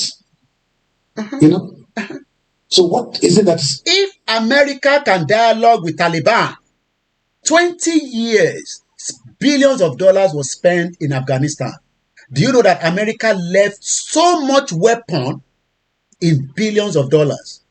They couldn't take everything back. They left Afghanistan in a hurry. Oh, Abego. Oh, Ewa, where? You are not aware that America left a lot of weapons. They left helicopter. They left everything. They abandoned it. They left everything. British government had a dialogue. It's called the Peace Agreement. Oh no, the Good Friday Agreement of 1997. That is the reason why there's peace today in Northern Ireland. And you are saying we don't want to we are not going to dialogue with the Biafra. We are not going to dialogue with the Yoruba people. No problem. Now Woto and M1. Bones okay, Jari. Instigating the resentment. What are they trying to achieve? So many years ago, I went to Bulatan in the company of my late friend Ahmed Bulak, who was killed in Imo State last year or so. And in the course of that trip, I decided to just take a drive to a very beautiful vicinity. I saw the mountains behind his house. On the way, I came across some people who said they were Boko Haram. They didn't allow me to continue, but they told me that that place was their territory. Did you hear that? He drove somewhere and he met people that are Boko Haram and they are saying that this is our territory inside Nigeria. I don't think Nigerians really understand what is going on in Nigeria. I don't think some of you have a clue. Sanjo Beauty. Ṣé wọ́n ń ṣerun dáadáa? Tó bá ti ń ṣerun owó tí ń wọlé nìyẹn. Ẹ má gbàgbé Koiki, kò ní bàjẹ́ fún yín. Sanjo Beauty Hair. When the Boko Haram are saying that this is our territory, this is a senator talking. You think he's lying? He said he drove somewhere and he met Boko Haram. We don't, you know, see Boko Haram for Castina last week on motorbike. They are people like me and you. The only difference is their own ideology is different from ours. And these are the people that you want us to live together. They play. Larry Lamina, thank you so much. Bones, okay. It is no longer part of Nigeria. They said that place is no longer part of Nigeria. Boko Haram, is it not the same thing that former Navy Commodore Olakunle Olawumi told us that every Friday, go to where there are military barracks. They open it up for people to come and pray. They will open military barracks for every Dick and Harry to come and pray. Allah Akbar. Is it not the same thing that Malafia told us? The late Malafia, may so rest in peace. Is it not the same thing that Danjuma told you that every one of us must go and prepare for how to defend ourselves? And then ESN is protecting their people. ESN is not the unknown gunmen. The unknown gunmen are the politicians. The unknown gunmen are the government. ESN is there to protect citizens so that they don't come and kidnap their students at Nsukka University, so that they don't come and kidnap their people. But most of you listen to all these journalists hang out with their big belly, pot belly. They sit down there, they're talking nonsense. I sometimes listen to that man called Jide Otito. They should go and bring Simon Ekpa. Go and bring him yourself, idiot. Go and bring him. If you know that you don't like Simon Ekpa, tell your government at least TVC is owned by Bola Tinubu after he stole money anyway to build PVC. Because TVC location is known that is not Tinubu's property, the land. He actually took it from Lagos State and built his platform there. And then he wants to use that to override every one of us that are asking for peace and dialogue so that we can destroy, we can move out of Nigeria. But TVC is there. Is it Tinubu that owns that land? Make una dey play. The same TVC is the one that you want to go and listen to. Abi, they play. We dey here now woto of the autopilot and the M1. Now he go end the result. Those okay. And Mrs. Elaine Peter, thank you so much. Iyakoiki Media, I was at my mom's place yesterday. I'm not telling you what happened there. But each time I go there, now son to mother, no be one way at the greeter like things. I don't go to my mom. Spend time with her all the time. I spent time with her yesterday. Son to mother talk, face to face talk. We talk. The one way no day for phone because all these phones I don't trust it. That's why when I want to deliver message to Igbowo, I'll tell my mom in 3 months' time you go to Benin Republic for me, okay? Because there are certain things I can't say on the phone. Because I don't know whether they, even though WhatsApp, they say is encrypted, and who knows? So my mom will now say, okay, I will plan the journey. And my mom traveled to Benin Republic. She would now go and deliver the message. And when she delivered the message to Igbowo, even if 1,000 people did there, he go talk to Igbowo through to the ears so that nobody can hear. Your son, your brother for UK, say, make I tell you this. Nobody can know. She's the only one I can trust to deliver such message. So yesterday I spent the Sunday afternoon with her. Welcome on board. Oh yeah, Bones, okay. I spoke to them and we conversed in a very civilized way.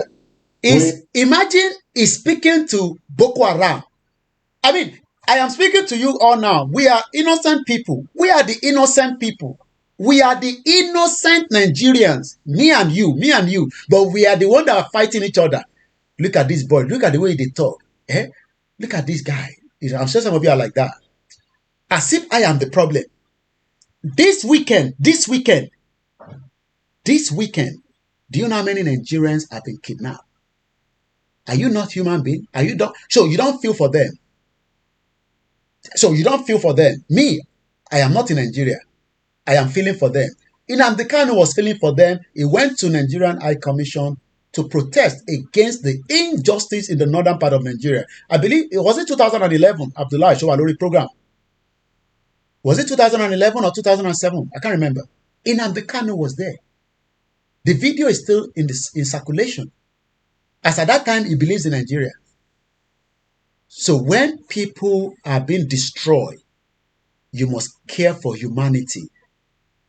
But today now, me and you, we don't get money. Seriously, we don't have money, but we have good life. We are okay. I think I have some money. I feel some coins here. This is not small money. 2p. If I buy goods somewhere now, if it's short of 2p, they will not sell it to me. It's computer. It's already computerized.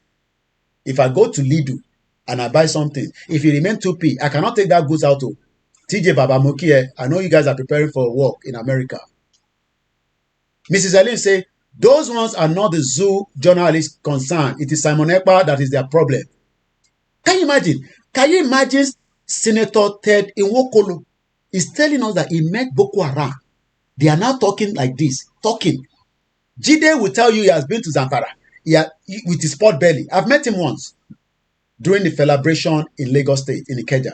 I didn't know that he's a short guy. I thought he's a big, I'm coming, guys. Let me play this. I'll come back. Hey, they didn't hurt me. But from talking to them, I realized that they were in charge of that area. They were in charge of everything. Everything about taxes, everything about government in those areas. They were in charge. But how long are we going to continue to either raid them, kill them, or they kill us? Why don't we talk to them? The same solution that was that stopped the family comfort. Killings in England This senator, I don't know him, but he has gained something that I appreciate today for speaking the truth and nothing but the truth. How many people agree? What I'll do, I'll play this video now without any more analysis or anything, so that you can listen to it, without me putting my ajasa. But I think he has spoken very well. DJ, let me not even put his name. Journalists hangouts are very, very biased. You are running after Simon Ekpa and Igboho when you should go there and see how Boko Haram are dealing with Nigerians. You are calling Simon Ekpa a terrorist, when the real terrorist is the one kidnapping people. Over this weekend, Friday, Saturday, Sunday, how many people do you think have been kidnapped in Nigeria? Roughly. And when you're down to the program, people are just watching and looking at me as something. Only people on the YouTube, Koiki Media are responding. The remaining platform, people are not responding. Maybe we should end the program. Maybe you are not enjoying it. It will take time for me to sit down and we are talking. You think it's easy? If it's easy, you come and do it as well. Maybe we should go and end the program. Over the weekend, how many people do you think have been killed? How many people are Papa? How many people do you think were killed over this weekend? No, kidnapped. At least nothing less than 100. OG21 law. Nothing less than 100. And I'll say why nothing less than 100. It's only in Nigeria that news is delayed. You know that the weekend is gone. By tomorrow, you will now hear that in one community on Saturday, you will now go and check another news and see to verify whether it's the same news. You realize that it's a different state. News were delayed in Nigeria. There are some locations that people would not even have opportunity to tell you that they have been kidnapped in that community, so that they do not have the same reprisal again by the same terrorists. And terrorists and deal with our Nigerians gone. The terrorists are dealing with Nigerians to the fact that Nigerians do not want to accept. Thank you so much, those of you that are with me. So let's go back, and what I'm now going to do, I'm going to start this video again. It's 6 minutes, 23 minutes. And I'm going to allow it to run through. When you finish listening to it, make up your mind and say whether this senator is bringing something new on the table due to the pressure that is going on right now in the Southeast between the Biafra and the federal government. Nigeria is not the only country that is going through the same problem as we say around the world. I love to show you my map all the time. I need to buy another one, but I love this color. I need to buy another blue one. What I could blue, the man popular, but I love the the orange. This map. There's so much happening around the world, and the world that we are talking about, that you are not convinced that the problem in Southeast, the flames will go up, and the world will pick on it, and then Biafra will go. Ethiopia, as I speak to you right now, there's a big problem that is about to explode in Ethiopia. But let's go back and listen to this 6 minutes without any kind of interruption. I say good afternoon. Those of you on Koiki Media, you are not really helping us too much, and I'll say why. We are always live on the backup channel of Koiki Media, WD76. And it is only few of you that join us on that platform. I don't know whether you don't like that name or you don't like that platform. I am live on that platform as I speak to you right now. We have many people that are listening to it, about 9 people. I will put the link. All you can do for me, just click follow on that so that we can move it from 400 to 1,000. Why should Koiki Media be struggling to get 1,000 followers? That is why the Biafra are very good. If Simon Ekpa say, go there and follow, boy, that page travel very... I think, if I'm right, I don't know whether any Biafra is with me on the YouTube. I might not be able to know from the Twitter space. I think they brought down suspension on Pastor Van Vam YouTube channel. I actually heard him speaking on Twitter yesterday. We are not really doing what we're asking you to do. You are not following the platforms. Thank you, Mrs. Ellen Peter. I trust the Biafrans are following it. Please, I'm using the word please, help us to follow that platform. It is still less than 500. It is not very good. It's more than 3 months to 5 months that we have opened that backup channel. Remember that we have problem with Koiki Media. We should not wait until YouTube take Koiki Media and then you'll be saying, oh, we say it, Koiki Media is going to stop Yoruba Nation. We know that. It's a liar, blah, blah, blah. Go and follow the backup channel. It shouldn't be a problem. We start Monday to Friday. The reason why I've started the Koiki Media now is because we have finished Starr Radio. I have told you I would not run Starr Radio on Koiki Media live anymore from Monday to Friday. You'll be watching repeated only once in a while. So we are saying again, help us to go there now. Let's see if we can, at least before the end of the program today. That is the link there. I'm posting it on all the channels, even into the Facebook. There's no point. Koiki Media team, when I pin this, please do not unpin it. So please, how can Koiki Media be coming out and say he doesn't have 1,000 on his backup channel, and then we have 42,000 on our normal channel? So I believe you want to know what is happening on the backup channel as well. Listen, let us go there. I am live on it right now. You click on it, you can see me. I am live with this same program. Ijaya Jaya says, sorry, I'm just picking your comment there, my brother. Nigeria cannot work unless a regional or division for solution. Nobody can fix Nigeria. Thank you so much, Mr. Sonda Deyemo. Emma Binu Ijaya Jaya, I'm just seeing your messages on the backup channel of the Facebook that we're live on. Facebook have reduced our content. I'm still going to play the video of, Ted Iwoko. And the reason why they are doing that is not because of you, it's because of me. They do not want our message to travel. So when you come on Facebook and you are saying, how come this channel doesn't have traffic? It has been turned down by the social media giant. They are very powerful. They know what we are doing would divide Nigeria, would dissolve Nigeria, would break up Nigeria. They must reduce our content. I'm not the only one. Biafra is not the only one. Any freedom fighters around the world are facing the same problem that we are facing. Our monetization has been removed by YouTube since April. That literally means that we are not making any penny. You will not see any advert on our channel on the Koiki Media.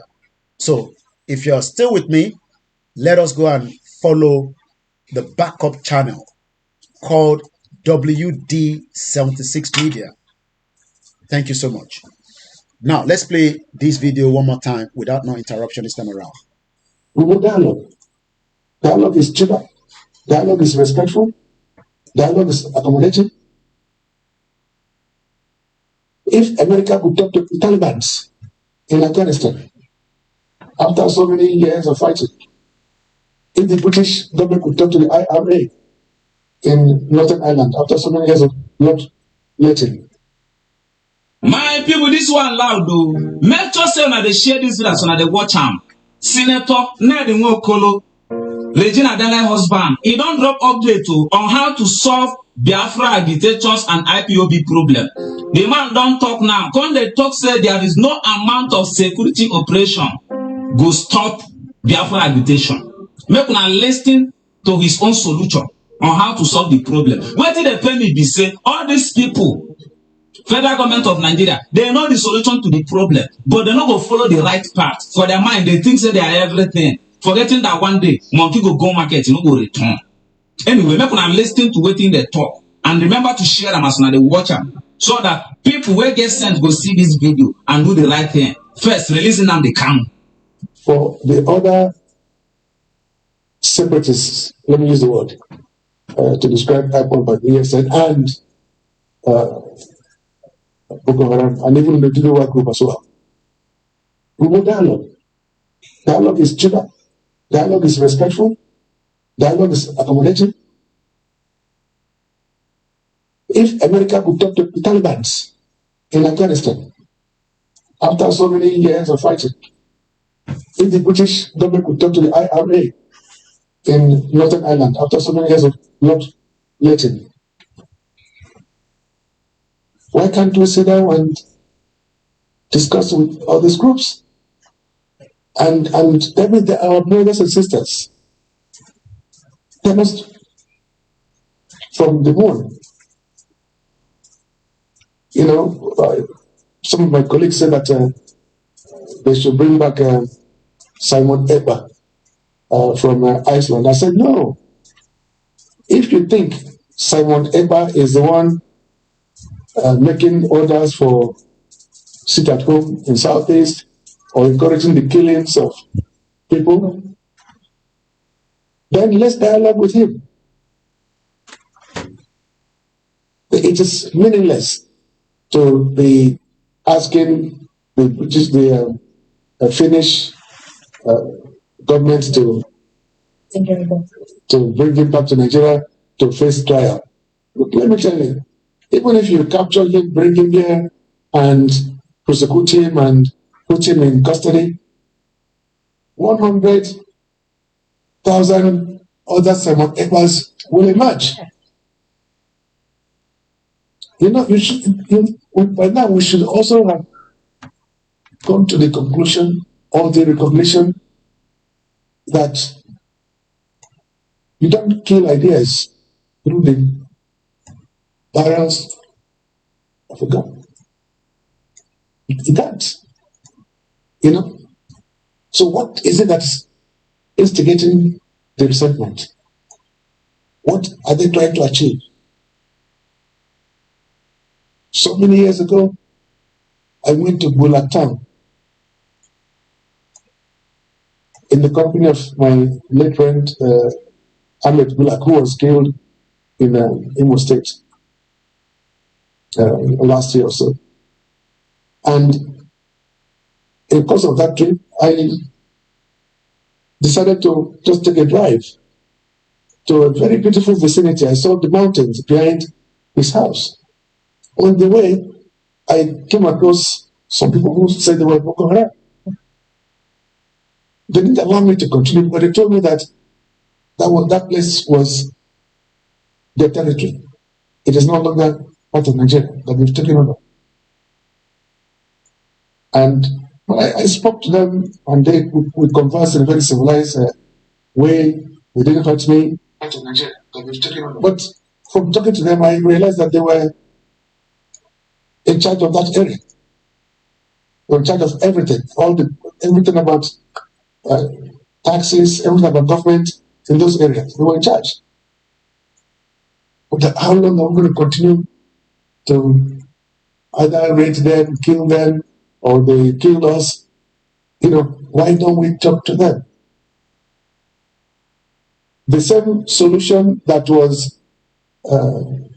stopped the killings in England in the 70s and 80s between IRA and British government could be explored.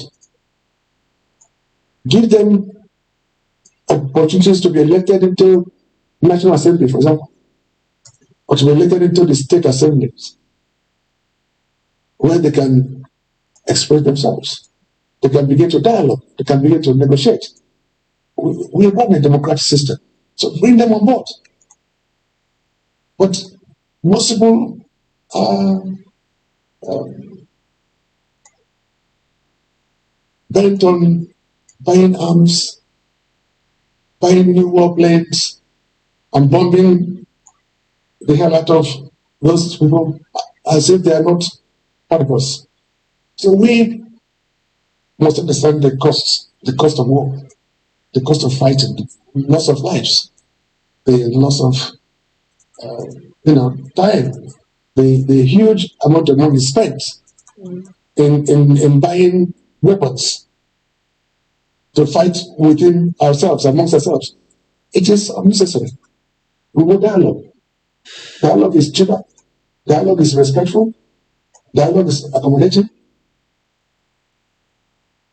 If America could talk to the Taliban in Afghanistan. Okay, sorry. After so many years we've listened to that, and I think let's first play Igbowo one more time, and then I'm going to allow calls to come through. I'm going to bring people in from the TikTok. We appreciate all our Biafrans that are in the house with us this afternoon. When the Biafrans are in, you have to know I have to speak as much English to carry them along, because by the time I start Yoruba, it becomes Ingbati, and they can get lost. And this program is not just for Yoruba people, it's for everyone, it's for the Scottish people. How can we be following that platform? Go on YouTube. I think my backup channel can put that on Instagram for me. You can go on the YouTube. It's very easy. We have 2 YouTube channels. I'll be posting it as this program continue. What you do there, just go there, follow it. We need you to follow it. Before I normally don't say don't follow and all that, but I've been advised that is a very rude word to be saying. But you can say that we don't say that anymore now. But we are now saying, you don't come on the program, go there, follow it. As is, it's for the benefit of every one of us. Yes, you got to remember this is very small media. Ijaya went on to say, a regional or division, simple no talk. Shout out to those of you that have joined us again. We still have some few more hours together. Go ahead, my brother. Even though I haven't told you to call, go ahead. InDD on the Twitter space. Go ahead, sir. I enjoy your talk, sis. Your brother did when they like you. They say, look, go arrest you.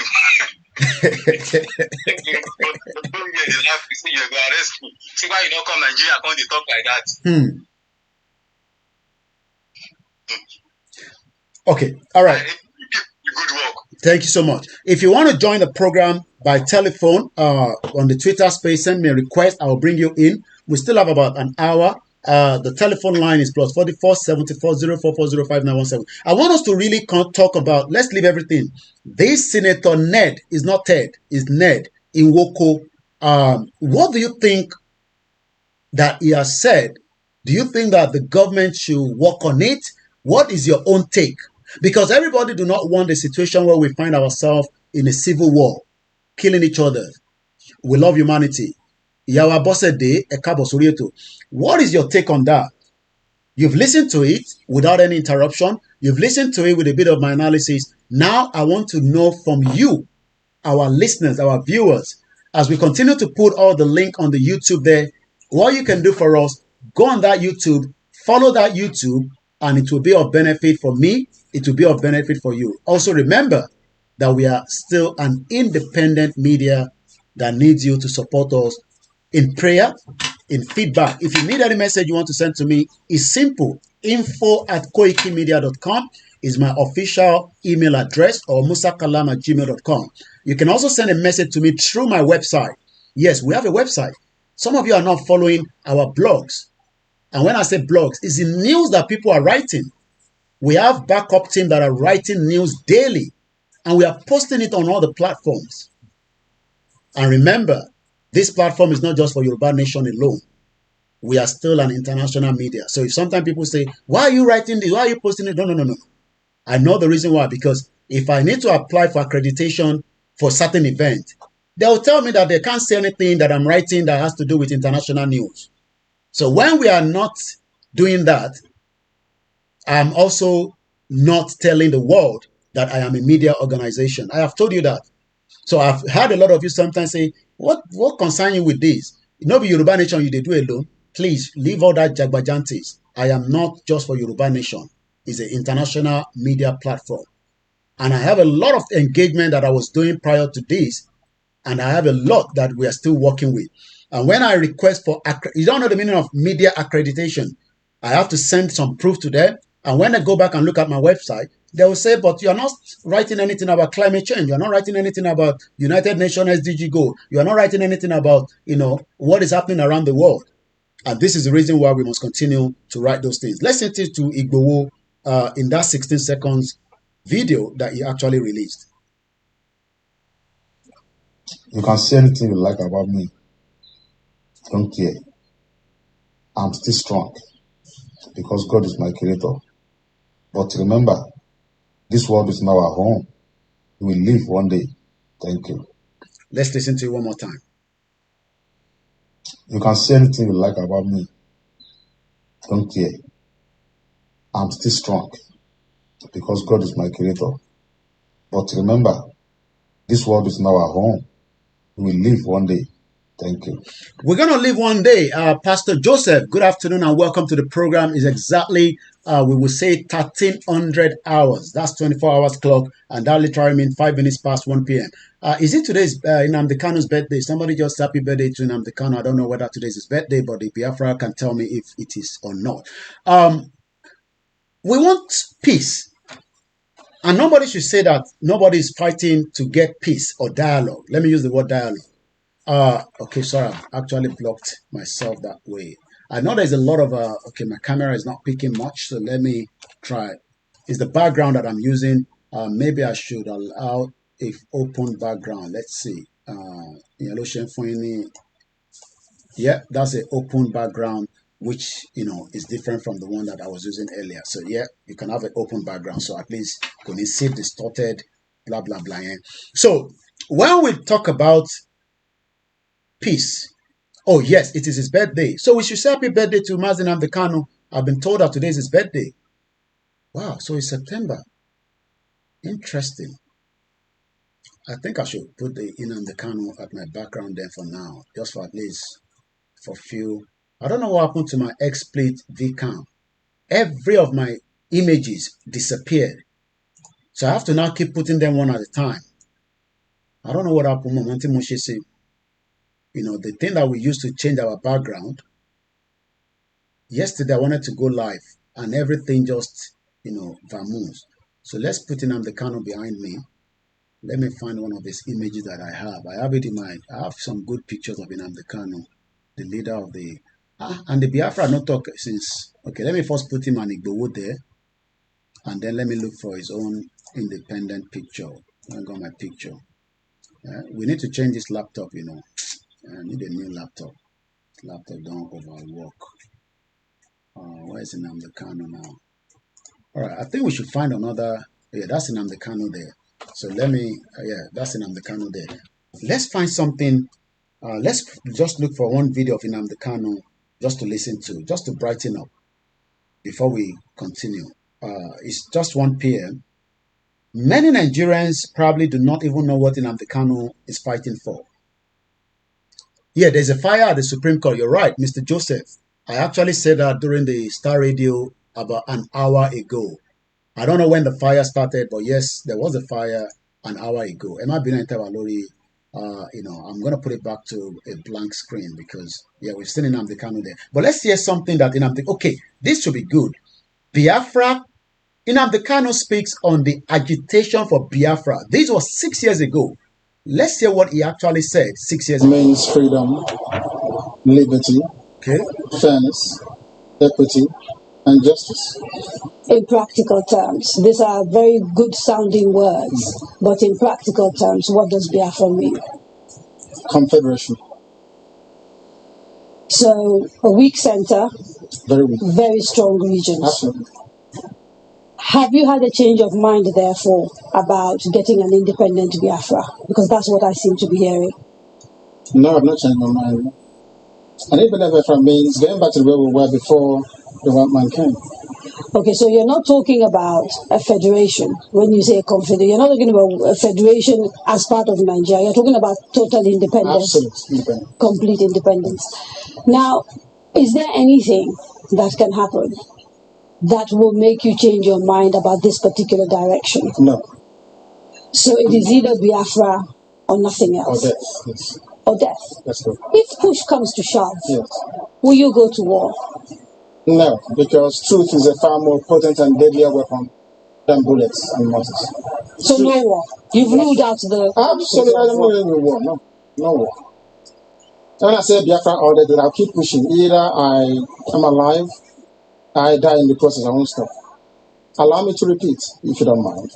Had sovereign national conference been convened by the powers that be, where every ethnic nation, I said every, I don't care if there's 600, I don't care. Everyone is all the 500 plus. Everyone together to say, this is all, others can delegate, I don't know, powers to other people to attend on their behalf. Sit down to say, what type of country do we want? Sit down, discuss, agree. I can begin to perhaps submit to your position. Is it too late? It is way too late. They've killed too many people. They've ruined too many lives. They've wasted too many souls. How do we bring those people back? If the federal government, given the agitation that is going on, becomes convinced that, you know what, these people have a point, it is time to actually address all these issues, and they begin to systematically address some of these issues, would you change your mind? No, because of the deceptions of the past. No trust. No trust. Aburi was there, it was negotiated.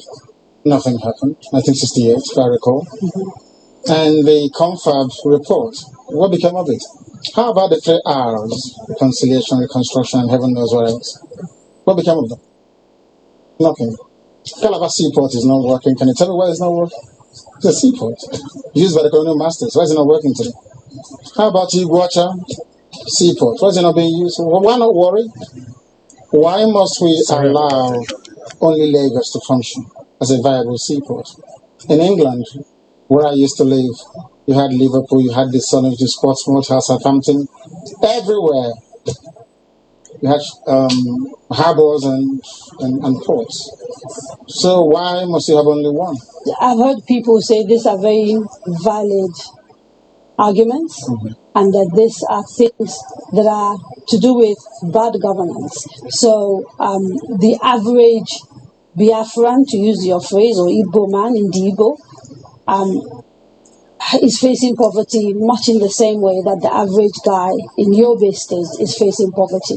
And so these are issues of governance. You don't agree with that? I agree completely. Okay. So if that is it, why isn't the agitation about tackling the problem, which is ensuring good governance, perhaps starting from locally? Because part of the allegations against you is that you don't confront your political leaders in the East, and you'd like to blame Abuja for everything. Because the way I would want to solve a problem is not how a Fulani man wants to solve it. You really believe this is an ethnic thing, and the approach is different? No, the approach is different. No, it's not ethnic. It is more to do with value system. Right. The way you may want to solve a problem could be markedly different from how I do mine. What is the geographical makeup of Biafra, as far as you are concerned? This Biafra that you want. So, for example, if we're doing a referendum, where will that referendum take place? Is it only the 5? No. It's okay. It's on, which is River State, Bayelsa, Delta, Anambra, Imo, Enugu, Ebonyi, Cross River, Akwa Ibom? and Akwa Ibom, of course. Right. Those are the coasters. Basically, Bayelsa? yes. Southeast and South without Edo State. Without Edo State. That's correct. And then including Igedem, Idoma. Right, the Benues. So the Igalas and part of the Kogi state, right? Yeah. Nyesom Wike, the governor of Anambra, the governor of River State, made a statement, I think it was yesterday or the day before yesterday, and said, you should not be including River State and the people. I can decide for Biafrans. You have to go and vote and convince the whole world that they want Biafra. It's not for yourself. It's only one man, one vote. What if they're not even willing to take part in the referendum? Because I've had people from the South, for example, from Bayelsa. I've had people from Cross River. I think there's a famous actress, Kate Henshaw, for example, wrote a long piece about why people of the South don't want to be dragged into a place called Biafra. You're saying, regardless of what they say, you want a referendum in those parts? Because I know the majority of the people want a referendum. I was in Iguacha yesterday. How do you know? I was there yesterday. I was in Iguacha yesterday. You call Port Harcourt. I was there yesterday. I should have been there to see what happened. Now, they were delighted to see me. I'm sure you know that. It's all over the place. They're very happy to see me. I bet Kate Henshaw wouldn't get such reception were she to go to she's a big, popular Nollywood actress. I wouldn't necessarily. I'm telling you, if I go to her village, people will turn out to see me more than turn out to see her. Now, happy birthday to the one and only Mazi Nnamdi Kanu. It's just unfortunate that he's still being held, as a prisoner of conscience in Nigeria by the DSS after he was kidnapped by President Muhammadu Buhari, the former president, and the vice president. We must continue to remember that the vice president should have advised his president that you do not kidnap people. So when people are saying that Yoruba people are intelligent, I don't think we're that intelligent, because Professor Yemi Osinbajo should have advised the government of the day that in 21st century, if you need somebody, you are pinning him down to Kenya, you need him to come back to Nigeria, you go through the normal due process. So when we are saying that we are intelligent, what kind of intelligence is that? Osinbajo actually worked for the Fulani Caliphate. That was why he wanted to contest against his own people. I mean, his own man called Jagaban. So Osinbajo is a traitor to the Yoruba people. Bugbenu is a traitor. Osinbajo is a traitor because he knew that Tinubu was the person next to be the president, regardless of our take on Tinubu. Osinbajo knows that. But he has been promised by the same Fulani. The Fulani actually played the Yoruba people. And Osinbajo allows such to happen. I pity a lot of Yoruba people. Whatever Tinubu has in mind, Osinbajo wanted to be, not wanted, he actually betrayed him anyway. Because the North was promising Osinbajo something that he was never going to gain anyway. And you've listened to Nnamdi Kanu there. If you want me to play it, I can play it again and do analysis on it. You've listened to the senator, Ted. I keep saying Ted, Ned. I don't know why I'm using the word Ted. I don't know why I keep using the word Ted. It's Ned. Everybody wants peace. Yeah, a fake pastor of the KICC. Did I say KICC? Sorry, KICC people. Redeem, RCC.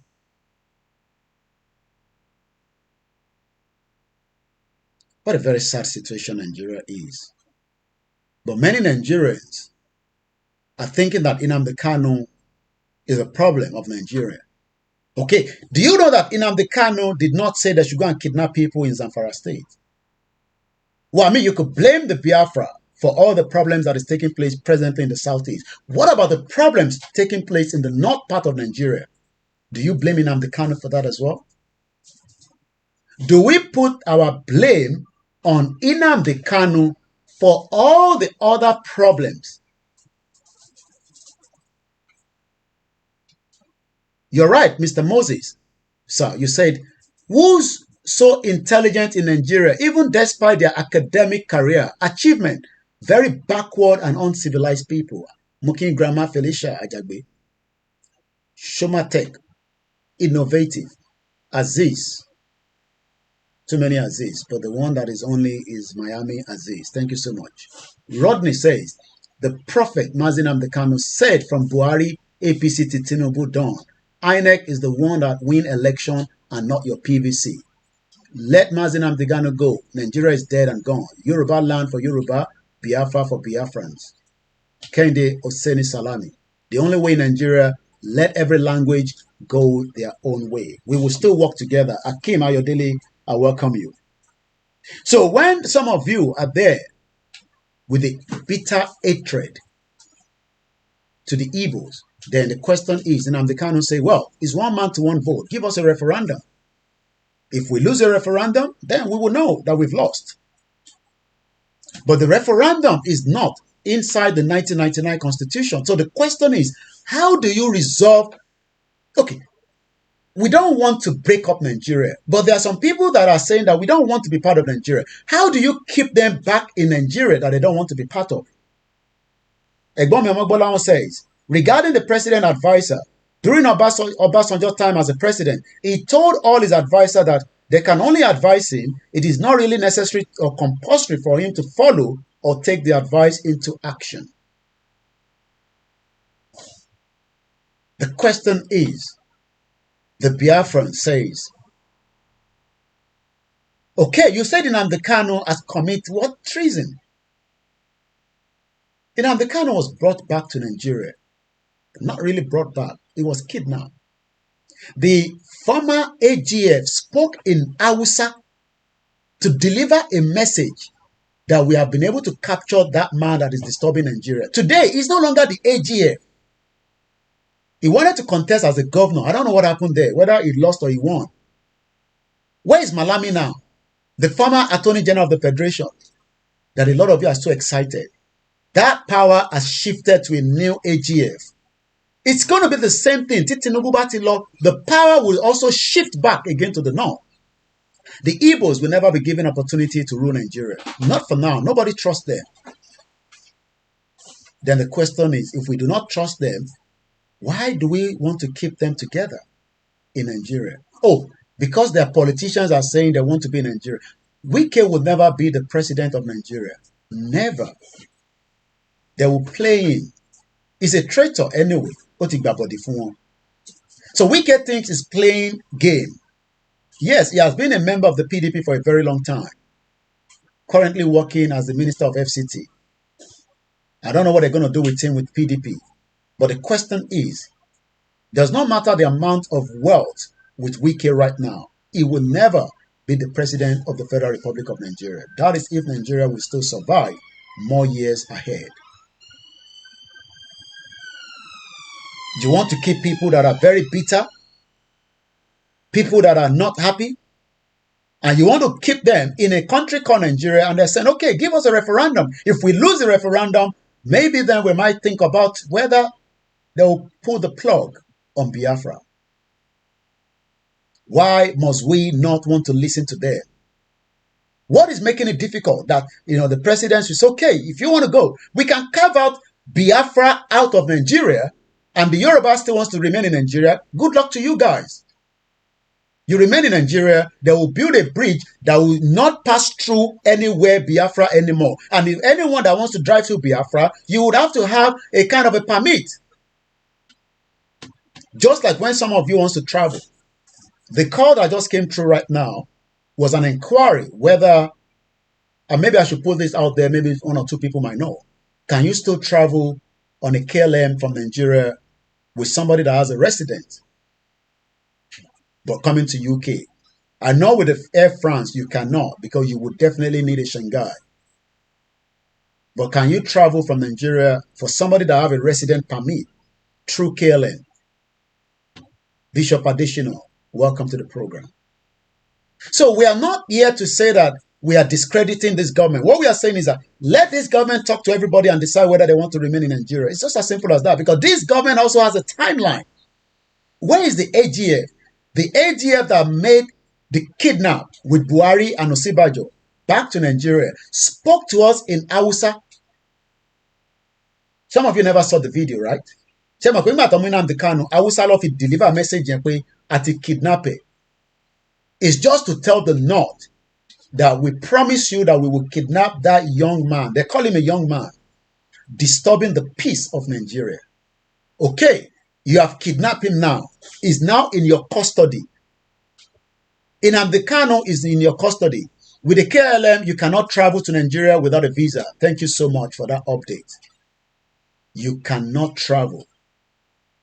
So let me send a message to that caller. Thank you so much for that update.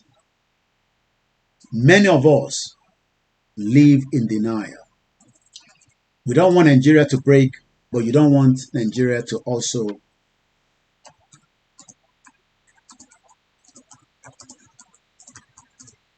thank you so much, Babawa Ono Adeola Fortune. What is really going on?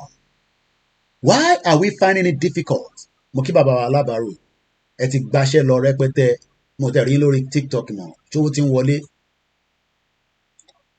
Ọlọ́run jẹ́ kí gbogbo wa jèrè ilẹ̀ Yorùbá. A ti try láti fi jèrè Nàìjíríà. Kò jẹ́ ká jèrè òun.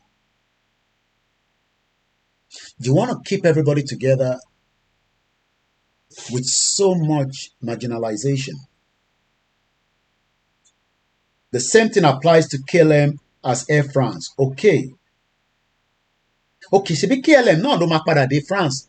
Àbí? Anyway, I don't know. Thank you so much anyway for the update. Mo ti send message sí ẹni tó make inquiries yẹn. Ẹ ṣé gan ni. Dizzy Man, thank you so much. Omo Yoruba for life, you're welcome to the program. If I haven't mentioned your name, I probably haven't picked your comments in the broadcast. We are streaming on multiple channels, but I'm going to refresh again the backup channel. How many of you have not really followed that platform? And why? Awana Lamina, we want you to follow it. That's why we're telling you to help us to follow it. Subscribe to it. I mean, we are less than 500 subscribers. Oh, you're on your way to Abidjan. Safe journey. And may Eledumare and the gods of the Yoruba land continue to protect you as everyone is continuing to hustle and bustling. We are all hustling.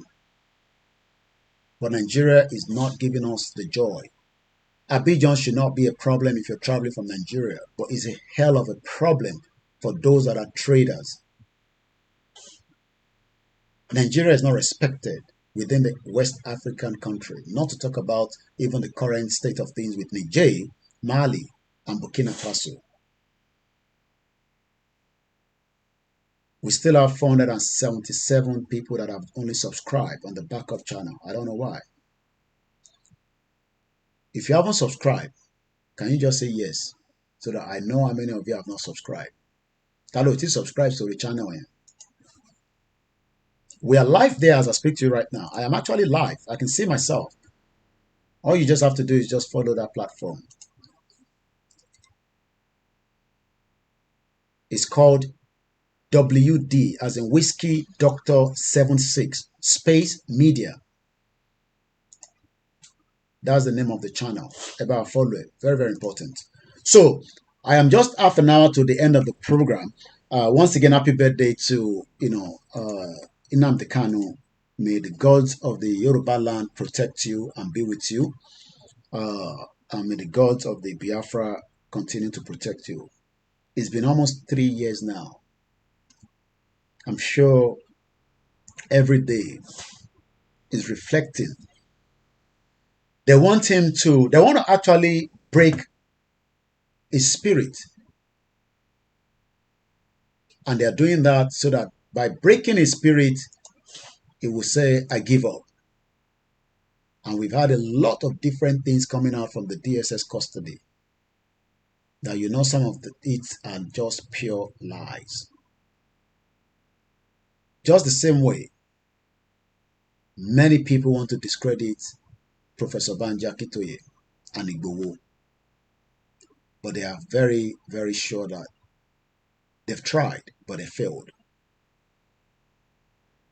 And as I always say, how do you get a peace when you don't want to talk to people? You heard from that senator say that even America, I told you a few days ago, America have just done what they called prisoner transfer. Let me give you that before we go. It's called prisoner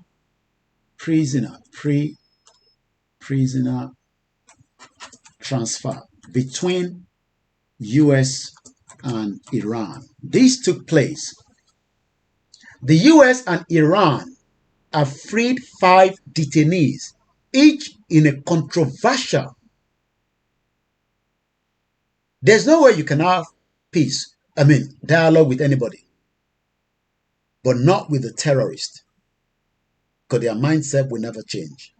But how can you say Biafras are terrorists, and for that reason, we're not going to negotiate with them? First thing is, Tinubu should lift that proscribe on them. That will first at least give a leeway that he wants to listen as a true patriotic leader. Lift that proscribe on the IPOB, and then we take it from there. Is he going to do that? Or is he just going to finish his term and then hand power back to the North? That would be a disaster. Most of àwọn ọmọ Yorùbá, tí Tinubu bá ṣetán tó bá lọ dá power padà fún North, it will be the biggest disaster we've ever seen in the history of Yoruba land, not Nigeria. Tinubu is well read, at least, even if there's shady around his certificate. He's well read, whether we like it or not. He's well read. It might not be, the kind of what we expect, but every Yoruba person knows that Tinubu has something upstairs. There might be, circumstances around whatever with him. You cannot grade Tinubu with Buhari. That is a fact. Because we know that Buhari went there as someone that came from the military background. And they don't have proper education. Buhari was never read. So, when we go back to the US and the Iran, Biden have no other choice. The Biden administration, every government like the Tinubu administration should start thinking what they are going to do with the Biafra rather than saying, we're going to take guns and go there and destroy, kill. Yeah, you kill many people, but you can't kill the soul of the message. Because anytime soul etilo otiwonu elomi. And for every day the Biafrans are seeing death in their territory through the military invasion, they will become very adamant to the Biafra movement. We haven't seen killings in the southwest like we've seen in the southeast, because they know that the Yoruba people start seeing blood, that will be the end of Nigeria. That is why Buhari never brought in, not that he wanted to do it, but they would have told him that if you try it, he tried it with Igboho, and you can see the repercussion today. Tinubu is a crook and Buhari is a soldier. There's no doubt in my mind. But what we are saying is to you all is, last week, 5 Americans have headed back home. 5 of them. But that also cost America to unfreeze $6 billion of Iran money. is a staggering amount of money. If Tinubu has that kind of money today, it will be able to stabilize Nigeria at least for the next few years. Free money. So the reason why there's pressure in Nigeria with your dollar is because Tinubu does not know where to get more dollars. It needs the diaspora like me to send money home. For every money I sent home, it's helping the Nigeria economy. Maybe some of you don't know. $40 billion is what the diaspora are sending. Some of those that are sending that money are Biafrans. And the same people you want to marginalize. And you want them to remain in Nigeria. Oh, you want to keep Apapa port, but you don't want to open the other port. Tinubu must prove that he will listen. If otherwise, whatever is going to happen from the Biafra side might not be the same with the Yorubas. We are two different people. We might be sentiment because Tinubu is there for some people, not some of us like me.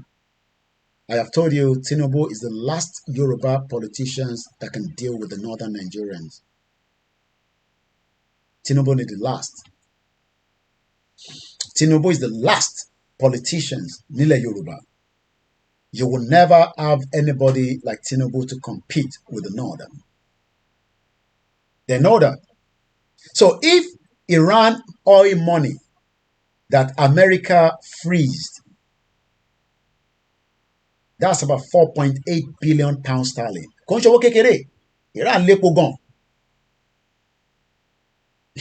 America powerful there. America was about to destroy Russia. So Russia was strong in it.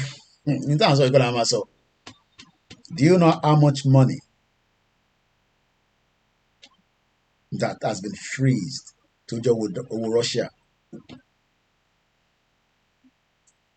Russia, a powerful country. So why pay regbe country? America will have dealt with them. So what I'm just trying to pull out from there is that there's no way you cannot have dialogue.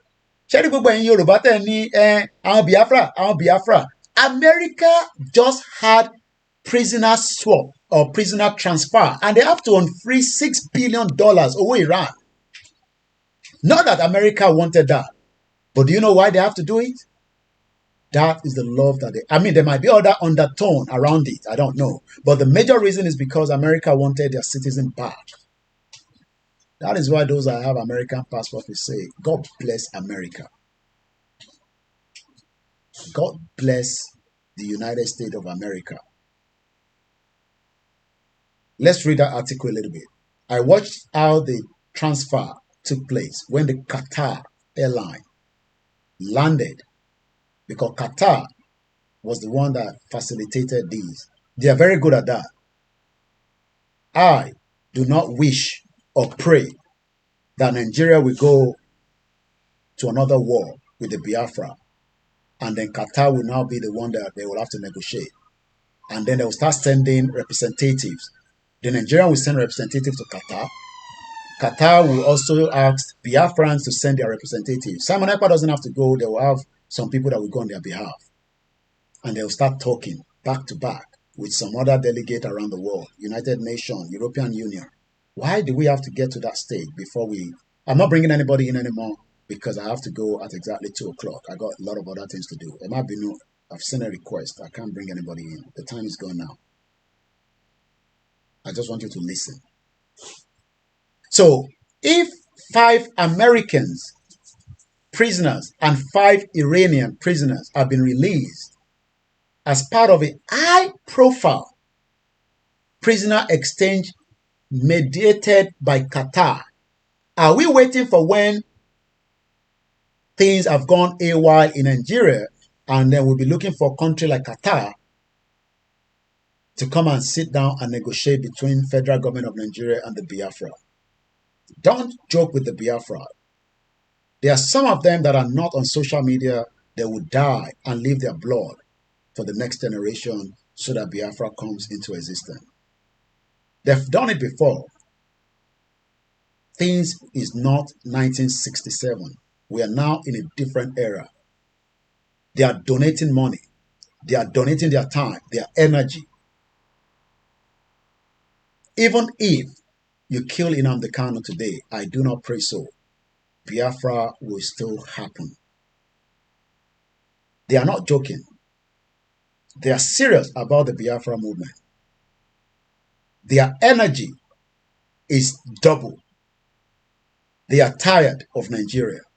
They know that they have been marginalized too much, just like we are so. But the question is, why do we need to get to the stage that we have to fight each other before we dissolve Nigeria? That is the question that I'm asking.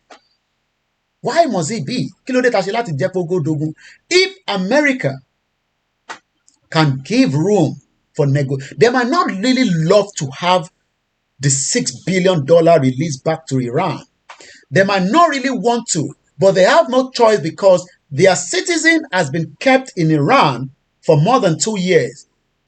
This dialogue took 2 years before we saw those images. The American former detainees walked off a plane on Monday last week onto the tarmac at Doha International Airport in the Qatari capital. After arriving from Tehran, they later departed on another flight bound for the United States, but that gave $6 billion of the Iran money back. The world is changing. There will be countries that will support the Biafra exit, but they might not tell you. Bola Tinubu, the president, has what it takes to bring everybody on board and say, look, okay, you want to go? Biafra can be carved out of Nigeria and they will still go if Nigeria wants to remain. But if you're saying that you don't want such, we should all go and prepare for whatever is going to happen. I'm not going to tell you. Don't expect me. My words are always picked by the Sultan of Sokoto. As I'm running this media now, they're live with me. And they've been doing that now for months through my intelligence. So I am trying now to also not use certain words when I'm live. But everybody knows the end of Nigeria. But I hope we can have a peaceful disintegration. If that doesn't happen, the other one will happen. Don't joke with the Biafrans. If you like, kill 10,000 of them. There are another 100,000 that are ready to sacrifice their lives. Nigeria is no longer conducive for every one of us. We hate them, they hate us. Let everybody go. All this your banter on Twitter is just a joke. The Biafra will fight to the last man standing. As I leave us again this afternoon, this is our third or fourth program. I had a first program at 5 o'clock in the morning while some of you were sleeping. Nigeria is gone and nobody can bring it back. Spiritually, it is gone. Physically, it's just waiting to dissolve. Whether it will be peaceful, which we pray, and if it's not peaceful, whatever is not going to be peaceful, you know the other side. My name is Olayomi Hrh. Thank you so much for everyone that have joined me this time around. I got to go now. I have a lot of other things to do as well. And I appreciate everyone that have supported us and those that continue to pray for us. Peace is always a good solution, but sometimes idiots in the government wait until everything go bust. And most of them will run away. They might be the one in exile in years to come. So happy birthday once again to Nnamdi Kanu. Congratulations to every single one of us. Thank you so much, my brother Shegun Ono. Once again, do not forget, I will not stream live on Koiki Media Monday to Friday, at least for the Star Radio. I will do what we call an update now for the one that we've done this morning, even though we've actually joined the Koiki Media with it. Follow us on all the platforms. Remember that with the little resources that we have, we are trying and we are working around the clock to continue to create the awareness. From the Yoruba side, I've told you, I am the last man standing on this job. If you think that we will be retired, you better think otherwise. Thank you so much, everyone. and have a very great afternoon ahead, a great week ahead, as we continue to monitor everything coming out of Nigeria. Yemi Egbomi Fatuke, thank you so much. From Lagos to Sokoto to Kaduna to Katsina to River to every 36 state, including the 37 state FCT. Thank you so much. Mostly those of you watching us in Nigeria, it costs you arms and leg to join me. Have a very great afternoon. Bye for now.